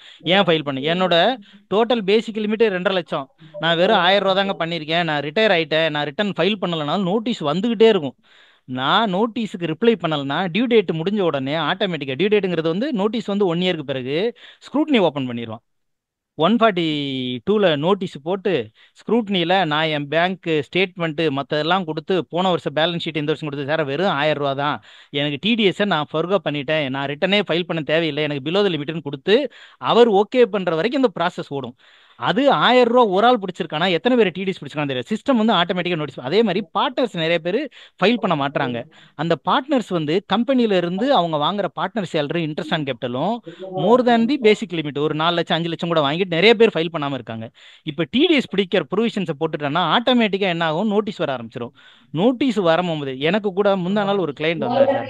அவர் சொல்றாரு, சார் நான் ரிட்டனே ஃபைல் பண்றது இல்லை, எனக்கு ரிட்டர்ன் ஃபைலிங்கே வராது, ஆனால் 10 ரூபா யாரோ ஒருத்தர் பேங்க்ல இருக்கிற ஒரு அமௌண்ட்டுக்கு எனக்கு டிடிஎஸ் பிடிச்சிட்டார் சார், நான் ஒரு எஃப்டி போட்டிருந்தேன் அதுக்கு தப்பா பிடிச்சிட்டாங்க, ஆக்சுவலாக எனக்கு வந்து பெரிய அமௌண்ட் எஃப்டி இன்ட்ரெஸ்ட் கூட கிடையாது சார், அந்த ஸ்டேட் பேங்க்ல எல்லா லிமிட்டுக்கும் பிடிச்சிடறான், இப்போ இந்த டிடிஎஸ்க்காக எனக்கு நோட்டீஸ் வந்திருக்குன்னு சார், உங்களுக்கு ரிட்டர்ன் ஃபைல் பண்ணணும் இல்லைன்னா ஸ்க்ரூட்னி வந்துரும்னு.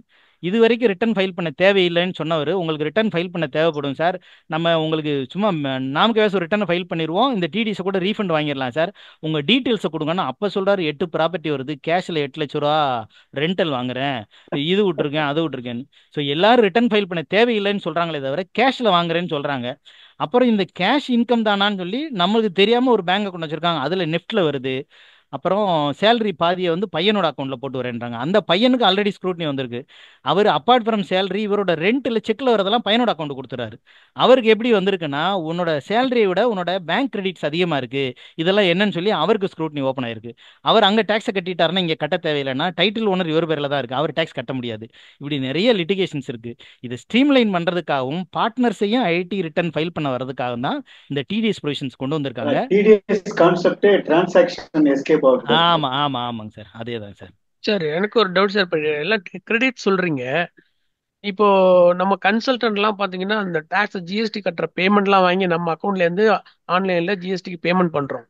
அது ஒரு வருஷத்துக்கு 1 கோடி ரூபாய்க்கு மேல போயிடுது. அப்ப அதெல்லாம் நம்ம கிரெடிட்னு எடுத்துட்டு ஓன் கிரெடிட்னு எடுத்துட்டு நமக்கு நோட்டீஸ் போடுறதுக்கு பாசிபிலிட்டிஸ் இருக்கா சார்? கண்டிப்பா பாசிபிலிட்டி இருக்கு சார், ஐயோ, என்ன அதிகமான சார் ஹைவேலி போகும்போது. சார் அதனால அது தான் முதல்ல இருந்து பார்க்கும்போது எல்லாமே நம்ம சிபிஐடி தான் சார். சொசைட்டிலையும் அதனால தான் இப்போ இந்த யூபிஐ எல்லாம் கொண்டு வந்திருக்கா சார். முதல்ல நிறைய பேருக்கு ஆன்லைன் பேமெண்ட் இல்லை, இதை அக்செப்ட் பண்ணல. இப்போ சரிங்க. ஜிஎஸ்டி டிபார்ட்மெண்ட்ல யூபிஐ பேமெண்ட்லாம் வந்துருச்சு, ஜிபே ஆளுங்க ஆமா. இல்லாத ஆளுங்களே இல்லை சார். அதனால ம். மேக்ஸிமம் நீங்க அவங்ககிட்ட இருந்து டேக்ஸை வாங்கி நம்ம கட்டுறதை அவாய்ட் பண்ணி குறைச்சிக்கிட்டே வந்துட்டீங்கன்னா இல்ல அதுல பார்த்தாலே அவுட்புட் பாத்தீங்கன்னா டெபிட் பண்றது பார்த்தா பேங்க்ல ஜிஎஸ்டி தானே சார் டெபிட் பண்றாங்க. அப்ப தெரியாதா சார் ஆபீசருக்கு இது நம்ம டாக்ஸ் தான் இப்ப வந்திருக்குன்னு சொல்லிட்டு? நமக்காக அவனை அக்கௌண்டன்ட் ஆக்க முடியாது சார். சார் அது கரெக்ட் ஆபீசரை சார். நமக்காக அக்கௌண்டன்ட் ஆக்கவே சார் முடியாது. இன்புட் நீங்க பாக்குறவங்க அவுட்புட் பார்க்க மாட்டாங்களா சார்? இருக்கும் சார், நம்ம அந்த அக்கௌண்ட்ல இருந்து ட்ரெயின் டிக்கெட் எடுத்திருப்போம், சினிமா டிக்கெட் எடுத்திருப்போம், ஜிஎஸ்டியும் கட்டியிருப்போம். இதுக்கு நீங்க ஒரு புக்ஸ் மெயின்டைன் பண்ணி உங்களோட எக்ஸ்பென்சஸ் எது, ரீஇம்பர்ஸ்மெண்ட் எதுன்னு நீங்க ஃபேஸ்ல ஸ்க்ரூட்னி ஓப்பன் ஆகும்போது இதெல்லாம் டிக்ளேர் பண்ணுவீங்க. அங்க சரிங்க என்ன சார். வரும்னா, அவன் உங்களோட 100 கிளையண்ட்டும் இந்த அமௌண்ட் தான் உங்களுக்கு கொடுத்துருக்காரு, இது அவரோட ஜிஎஸ்டி தானான்னு சொல்லி அவங்ககிட்ட இருந்து கன்ஃபர்மேஷனும் அவங்களோட ம். ஐடி ரிட்டர்ன் காப்பியும் உங்களை ஸ்கேன் பண்ண சொல்லுவான். ஐயோ. உங்களுக்கு அத்தனை பார்ட்டி ஐடி ரிட்டர்ன் காப்பி கொடுக்க மாட்டாங்க. அவன் என்ன பண்ணுவான், சரி. டைம் லிமிட் வரைக்கும் வெயிட் பண்ணிட்டு இதென்ன சரிங்க. அன்எக்ஸ்பிளைடு எக்ஸ்பென்சஸ் அன்எக்ஸ்பிளைன்டு கிரெடிட்னு சொல்லி உங்களுக்கு டேக்ஸை போட்டு போயிடுவான். நம்ம ம். அப்பீல் போகணும், அங்கே போய் அப்பீலும் ஃபேஸ்லெஸ் தான், சிஇடி அப்பீலும் ஃபேஸ்லெஸ் தான், ட்ரிபுனல் மட்டும்தான் ஃபேஸ் டு ஃபேஸ். அது வரைக்கும் இந்த புக்கை தூக்கிட்டு அலையணும் சார். அதனால சரிங்க. நம்மளை பொறுத்தளவு நம்மளோட கிரெடிட்ஸ் அதர் கிரெடிட்ஸ் வராமல் பார்த்துக்கிறது நல்லது. இப்போ ம். உங்களோட கிளையண்ட் ஒருத்தர் இருக்கார் சார், அவர்கிட்ட சரிங்க. நீங்க என்ன அட்வைஸ் பண்ணுவீங்க சார்? என்னோட பிசினஸ் ரெசிப்ட் 4 லட்சம் தான், ஆனா ஆ என் மச்சான் அவங்கலாம் வந்து ஒரு 50 லட்ச ரூபா கொடுக்க சொன்னாங்க சார், 50 லட்சம் இன்னொருத்தருக்கு அனுப்ப சொன்னாங்கன்னா அந்த 50 லட்சம் அவர் அக்கௌண்ட்ல வாங்கி அவர் இன்னொருத்தர் கொடுக்குறத நீங்க ப்ரொமோட் பண்ணுவீங்களா? பண்ண பண்ணக்கூடாதுன்னு மாட்டாங்க. சொல்லுவீங்களா? ஆமா அதே சார். கேஸ் ஆமா. தான் சார். நம்ம கிளையண்ட்டுக்காக வாங்கி கட்டுறதுங்கிறது தப்பு தான், ம். கட்டக்கூடாதான். நமக்கு வந்துச்சுன்னா அவருக்கு எக்ஸ்பிளைன் பண்ணணும், எவிடன்ஸ் நம்ம கொடுக்கணும். எல்லா ஓகே. கிளையண்ட்டும் இந்த செக் ஜிஎஸ்டிக்காக என்கிட்ட கொடுத்துருக்காங்க, இல்லாட்டி ஃபண்ட்ஸ் ட்ரான்ஸ்ஃபர் பண்ணியிருக்காங்க, நான் தான் கட்டியிருக்கேன்னு 1 to 1 உங்களுக்கு மேட்ச் ஆகணும். அதே மாதிரி ம். அந்த அக்கௌண்ட்ல இருந்து உங்களோட பர்சனல் எக்ஸ்பென்சஸ் ஆன்லைனில் ஏதாவது பே பண்ணியிருந்தீங்கன்னா அதெல்லாம் உங்களோட டிராயிங்ஸில் இருக்கணும். சரிங்க அவங்களோட சார். எல்லா பேலன்ஸ் ஷீட் காப்பியும் நீங்க பண்ண வேண்டி வரும். அவருக்கு ஐடி ஃபைல் பண்ணியிருக்காருன்னு ஐடிஆர் காப்பி, ஸ்டேட்மெண்ட். இப்போ ஃபினான்ஷியல் ஸ்டேட்மெண்ட்லாம் வந்து கேட்க மாட்டாங்க. இப்போ ம். ஃபேஸ்லெஸ்ல வந்து ஃபினான்ஷியல் ஸ்டேட்மெண்ட் கேட்குறாங்க. பார்ட்டி நம்மளுக்கு அவரோட பேலன்ஸ் ஷீட் பிஎன்எல் கொடுக்கறதுக்கு வெறும் ஜிஎஸ்டி கன்சல்டன்ட் இருந்தால் கொடுப்பாங்களான்னு தெரியல. நீங்கள் ஐடியும் ஃபைல் பண்ணுறீங்கன்னா உங்கள்கிட்டயே காப்பி இருக்கும். சில ஆமா நேரம் சார். ஜிஎஸ்டி கன்சல்ட்டாக இருந்தால் அவரோட பர்சனல் ப்ராப்பர்ட்டி எல்லாம் காமிக்கணும்னு ஆமா கொடுக்க சார். மாட்டாங்க, சிலர் விரும்ப மாட்டாங்க. அதனால மேக்ஸிமம் டேக்ஸ் அமௌண்ட்டை யூபிஐல கட்ட சொல்லிடுங்க சார், இல்லைன்னா அவங்களுக்கே சரிங்க. நெட் பேங்கிங் ஓப்பன் பண்ணிடுங்க. சரிங்க. பேங்க் அக்கௌண்ட் எத்தனை இருந்தாலும் சரி, எது கன்வீனியன்ட்டோ அது ஒரு ஆன்லைன் அக்கௌண்ட் ஓப்பன் பண்ணி சார் நீங்களே ஜிஎஸ்டி கட்டிருங்கன்னு சொல்றது தான் நல்லது. சரிங்க. நம்மளுக்கு ரீஇம்பர்ஸ்மெண்ட் எக்ஸ்பென்சஸ் எவ்வளவு தூரம் நீங்க குறைச்சிக்கிறீங்களோ அது நல்லது sir. Okay okay sir. Thank you sir. Sir ஒரு doubt sir sir. Partnership hello அக்கௌண்ட்ல இப்போ சொல்லுங்க சார். மார்ச் எண்ட்ல நம்ம சேலரி கிரெடிட் பண்றோம், சேலரி டெபிட் பண்றோம். ஆமாங்க சார். அப்போ மார்ச் எண்ட்ல வந்து நம்ம பிடிச்சு கட்டினா போதும்ல சார்? ஆமாங்க சார், அப்போ மட்டும் பிடிச்சு கட்டா போதும். ஆனா மத்த என்ட்ரி அதுக்கு முன்னாடி அவர் வாங்கினதெல்லாம் ஒரு கேபிட்டல் அக்கௌண்ட்ல டிராயிங்ஸா போடணும் சார். அப்படி ஓகே டிராயிங்ஸா ஓகே. போட்டா மட்டும்தான். சப்போஸ் மாசம் மாசம் நீங்க கொடுக்குற பேமெண்ட்டை சேலரி ரேட்ல போட்டுட்டு கடைசியா டிடிஎஸ் பிடிச்சிங்கன்னா டிடிஎஸ் லேட்டா கட்டியிருக்கீங்க ஒவ்வொரு மந்த் ஏன் கட்டலன்னு சொல்லி அதுக்கு இன்ட்ரெஸ்ட் போடுவான். ஸோ நம்ம புக்கில் என்ட்ரி போடும்போது மாசம் மாசம் அவர் ஏதாவது பேமெண்ட் எடுத்திருந்தானா அவரோட கேபிட்டல் அக்கௌண்ட்ல அதை டிராயிங்ஸா போட்டுறணும். மார்ச்ல ஓகே ப்ரொவிஷன்ஸ் போட்டு அந்த ப்ரொவிஷனுக்கு அப்போ டிடிஎஸ் கட்டினா போதும் sir. Okay sir. Okay okay thank you. Sir இந்த பார்ட்னர்ஷிப் ஃபார்ம்ல பார்ட்னர்ஸ் உடைய ஸ்டேச்சுட்டரி பேமெண்ட் கட்டினா கூட டிடிஎஸ் டெலிட் பண்ணுமா? இல்ல சார், அவரோட ஸ்டாச்சுட்டரி பேமெண்ட்டா சார்? ஆமா, பார்ட்னரோட அது ஸ்டேச்சுட்டரி அவரோட பேமெண்ட். டிராயிங்ஸ்ல தானே சார் போகும். நம்ம கம்பெனியை பொறுத்தவரை நம்ம எக்ஸ்பென்சஸ்க்கு மட்டும் தான் டிடிஎஸ் பிடிக்கணும் சார். எக்ஸ்பென்சஸ்க்கு இல்லாம டிடிஎஸ் வர்றதுங்கிறது கான்ட்ராக்ட் பேமெண்ட் மட்டும் தான் சார் வரும். 194C contract for building others மற்றது கொடுக்குறது மட்டும்தான். இல்ல இப்ப 1 ஏப்ரல்ல இருந்து பார்ட்னர்ஷிப் ஃபார்ம்ல வந்து பார்ட்னருடைய டிராயிங்ஸுக்கு டிடிஎஸ் ரிலேட் பண்ணணும்னு சொல்லியிருக்காங்க சார். அந்த டிராயிங்ஸ்னு அவங்க இப்ப அந்த சொல்றது சார், அந்த சேலரி இது எடுக்கிறீங்க இல்லையா, அதை தான் அதை டிராயிங்ஸில் போட்டுருவீங்கிறக்கா அவங்க அப்படி சொல்றாங்க. ஆமா, இப்ப இந்த ஸ்டேச்சுவரி பேமெண்ட் நம்ம அவருக்கு இன்கம் டேக்ஸ் நம்ம கட்டினா கூட அதுவும் டிராயிங்ஸ்ல அதே தானே அது சரி, வரும். ஒரே ஒரு கேபிட்டல் கேள்வி கேபிட்டல்ல சார், கழிச்சிருவீங்க. ஸ்டாச்சுரி பேமெண்ட் எந்த செக்ஷன்ல கட்டுவீங்க சார்? 194 சியா ஹெச்ஆ ஐயா எந்த கேட்டகரியில் கொண்டு வைங்க இல்ல ஸ்டாச்சுரி இல்ல பேமெண்ட்? நான் சொல்றது இன்கம் டேக்ஸ், பார்ட்னரோட இன்கம் 140 டேக்ஸ் கட்டுறோம். பார்ட்னரோட 148. இன்கம் டேக்ஸுக்கு நீங்க டிடிஎஸ் பிடிக்கிறீங்கன்னா அந்த அமௌண்ட்டை ஆ, அவருக்கு சேலரியா புக் பண்ணீங்கன்னா டிடிஎஸ் வரும். அவரோட கேபிட்டல் அக்கௌண்ட்ல அது டிராயிங்ஸாக இருந்தால் நீங்க டிடிஎஸ் வரும். அவரோட பணம் தான் அவர் எடுக்கிறார் சார், பணம் போட்டிருக்காரு உள்ள இருந்து அதை எடுக்கிறாரு, எடுத்து அவர் கட்டுறதுக்கு பதிலாக உங்களை டைரக்டா இன்கம் டேக்ஸ் கட்ட சொல்லியிருக்காரு. அது அவரோட ஆமா, டிராயிங்ஸ், அதுக்கு டிடிஎஸ் வராது. நீங்க கம்பெனில எது எக்ஸ்பென்சஸா புக் பண்றீங்களோ, partner salary, partner interest on capital, அதுக்கு மட்டும் தான் கம்பெனி டிடிஎஸ் வரும். இன்டைரக்ட் எக்ஸ்பென்ஸ்ல கொண்டு போறதுக்கு மட்டும்தான். கம்பெனியோட எக்ஸ்பென்சஸ் போகிறது தான் டிடிஎஸ் வரும் சார். அவர் எடுக்கிற பணத்துக்குலாம் டிடிஎஸ் வராது. அவருக்காக நீங்க ஓகே கட்டுறீங்க, இல்லை அவருக்காக ஒரு ஹோட்டல் புக் பண்றீங்க, இல்லை அவர் ஊருக்கு போகும்போது ஏதோ ட்ரெயின் டிக்கெட், அதுக்கெல்லாம் வராது. அது அவரோட டிராயிங்ஸ் இல்லை சார், அவரோட கேபிட்டல் அக்கௌண்ட்ல மைனஸ் ஆக போகிறது. அந்த டிராயிங்ஸுக்கு கட்டணுங்கிறது என்ன மீன் ஆகுதுன்னா, ஒரு சிலர் வந்து சேலரியை டிராயிங்ஸாக எடுப்பாங்கல்ல சார், அதாவது மாசம் மாசம் அதில் போட்டுட்டே வருவாங்க சேலரியை. அந்த டிராயிங் வித்ட்ராயல்னு சொல்கிறோம்ல சார், அந்த டிராயிங்ஸை சொல்கிறாங்க, கேபிட்டல் அக்கௌண்ட் டிராயிங்ஸை சொல்லலை. A partner drawing an amount from the firm, அந்த டிராயிங்கை கம்பெனியில் எக்ஸ்பென்சஸாக கிளைம் பண்ணால் அதுக்கு நீங்கள் டிடிஎஸ் பிடிக்கணும். Okay okay understood sir. Thank you sir. Sir சொல்லுங்க சார். இப்போ ஒருத்தர் 40,000 வாடகை கொடுத்துருக்காரு சார். சரிங்க சார். ஒரு 3 மாசத்துக்கு அப்புறம் 55,000 வாடகை மாத்துறாங்க சார். அப்போ அந்த 50,000க்கு மட்டும் பிடிக்கணும், ஃபர்ஸ்ட் 40,000க்கு வராதுங்க சார். ஃபர்ஸ்ட் இதுக்கு வராது. வராது ஓகே, வராது. Thank you sir, thank you. வேற ஏதாவது கொஸ்டின்ஸ் கேக்குறீங்களா? சார் ஒரே ஒரு கொஸ்டின், லாஸ்ட் கொஸ்டின் சார். இந்த சொல்லுங்க சார், ஸ்டார்ட் சொல்லுங்க அப் இதுக்கு இதுல அப் டு 2025 எழுதி நம்ம இதுக்கு கொடுத்துருக்காங்க. இப்போ 2030 எழுதி இப்போ 5 இயர்ஸ் இன்க்ரீஸ் பண்ணிருக்கான்னு சொல்லியிருக்கீங்க. ஆமாங்க சார். இதுக்கு த்ரெஷோல்ட் லிமிட் எதுவும் இருக்காங்க சார்? திருச்சல் லிமிட்லாம் இல்லை சார், 2030க்குள்ளே நீங்கள் ஸ்டார்ட் அப் கம்பெனி பண்ணிட்டு கிளைம் பண்ணிக்கலாம், எக்ஸ்டென்ஷன் பண்ணியிருக்காங்க சார். ஸ்டார்ட் அப் கம்பெனிஸ் நிறைய வரணுங்கிறக்கா அடிஷனலாக இன்னொரு 5 இயர்ஸ் கொடுத்துருக்காங்க, அவ்வளோதான் சார். இல்ல அதுக்கு டர்ன் ஓவர் எதுவும் த்ரெஷோல்ட் லிமிட் எதுவும் இல்ல? இல்லை, டர்ன் ஓவர்லாம் இல்லை சார். ஸ்டார்ட் அப் கம்பெனி கேட்டகரிக்குள்ளே நம்ம வரணும் சார், அந்த இன்வெஸ்ட்மெண்ட் சொல்கிறாங்களே அதை போட்டுட்டு நம்ம பண்ணணும், அவ்வளோதான் சார். அந்த செட்டப்பில் இருக்கணும், அந்த ஸ்பெசிஃபிக் ஏரியாவில் இருக்கணும், அந்த இன்வெஸ்ட்மெண்ட் பண்ணியிருக்கணும், அவ்வளோதான் சார். நம்ம டர்ன் ஓவர் வரலைன்னா கூட ஸ்டார்ட் அப்பில் இருக்கும்போது ஃபர்ஸ்ட் இன்வெஸ்ட்மெண்ட்டில் தான் இருப்போம். டர்ன் ஓவர் இல்லாட்டி கூட ஸ்டார்ட் அப் கம்பெனிக்கு எலிஜிபிள் தான். Okay Selvaraj, thanks. Okay sir. இந்த பட்ஜெட் 2025 அனாலிசிஸ் வந்து எங்களுடைய நண்பர் டி ராஜேஷ் கண்ணா ஆடிட்டர், இவர் எங்களுடைய நண்பர் மட்டும் இல்ல, எங்க எல்லாருக்கும் நண்பர். ரொம்ப ரொம்ப ரொம்ப ரொம்ப நண்பர். அதாவது எப்படி சொல்றதுன்னா எல்லாருக்குமே தெரிஞ்சவர். விஜயகுமார், மூர்த்தி, எங்க ஏரியால எல்லாருக்குமே ரொம்ப அன்பானவர். நல்ல ஒரு மாதிரி ஹியூமரஸா இருப்பாரு. எதனாலும் சிரிச்சு பேசி கலகலப்பா ஒரு சுச்சுவேஷனே நல்லா கலகலப்பா வச்சிருக்கக்கூடியவர். அந்த மாதிரி ஒரு அடோரபிள் பர்சன் அவர் எங்க ஏரியால. இந்த பட்ஜெட்டை பத்தி ஜிஎஸ்டி ப்ரொஃபஷனல் சார்பா பேச கொடுத்தப்ப மகிழ்ச்சியா வந்து கலந்துக்கிட்டாரு. அருமையான விளக்கம் கொடுத்தாரு. இந்த பட்ஜெட் 2025ல நியூ டாக்ஸ் ஓல்டு ரெஜிமே சொல்லி, நியூ டாக்ஸ் ரெஜிமே பத்தி சொல்லி அழகா அதுக்கும் இதுக்கும் உள்ள கம்பாரிசன். அந்த சர்சார்ஜ் எல்லாம் கண்டிப்பா எங்களுக்கு எல்லாம் தெரியாது. ரொம்ப 50 lakhs மேல இருக்க இன்கம் உள்ளவங்களுக்கு தான் அந்த சர்சார்ஜ் எல்லாம் பழக்கம். அதெல்லாம் பத்தி ரொம்ப தெளிவா சொல்லியிருந்தாரு. அது மாதிரி ஓல்டு ரெஜிம்க்கும் நியூ ரெஜிம்க்குள்ள கம்பாரிசன் வந்து எவ்வளவு டாக்ஸ் மிச்சமாகும் அப்படின்றத பத்தி சொல்லியிருந்தாரு. நியூ டாக்ஸ் ரெஜிம்ல அதாவது பார்ட்டிசிபென்ட்ஸ் எல்லாரும் கேட்ட கேள்விக்கு ரொம்ப பொறுமையா, ரொம்ப கிளியரா, ரொம்ப கிளியரா அருமையான விளக்கம் கொடுத்தாரு ஒவ்வொரு கேள்விக்கும். அந்த டிடிஎஸ், டிசிஎஸ், சிவகுமார் சார் கேட்ட கேள்விக்கு, அதாவது 4 இயர்ஸ் இன்னும் 2 வருஷம் எக்ஸ்ட்ரா எக்ஸ்டெண்ட் பண்ணியிருக்காங்க அப்படின்றதையும் சொன்னாரு. 2025னா 2021 அதுல இருந்தே அப்டேட் பண்ணலாம் இல்ல சார்? ஆமாங்க சார், 2021ல இருந்து அப்டேட் பண்ணலாம். 25ன்றனால 25-26 ஃபினான்ஷியல் இயர்னால ஃபர்ஸ்ட் ஏப்ரல் 25க்கு பிறகு 4 பழைய ரிட்டர்னை நம்ம ஃபைல் பண்ணிக்கலாம். அப்படியே ப்ரீவியஸ் இயர்ஸ் எல்லாமே பண்ணலாம் அப்படின்றது ரொம்ப பெரிய வரப்பிரசாதம். ஏன்னா நிறைய பேர் வந்து அந்த லோனுக்காக வர்றவங்க வந்து இந்த 3 இயர்ஸ் ஸ்டேட்மெண்ட்டுக்கு சான்ஸ் இல்லாமல் இருந்தது. இப்போ வந்து அந்த சான்சஸ் இருக்கு. என்ன ஒன்று கொஞ்சம் டேக்ஸ் கட்ட வேண்டி வரும். இருந்தாலும் அதை பேங்கர்ஸ் அக்செப்ட் பண்ணுவாங்களான்றது தெரியல.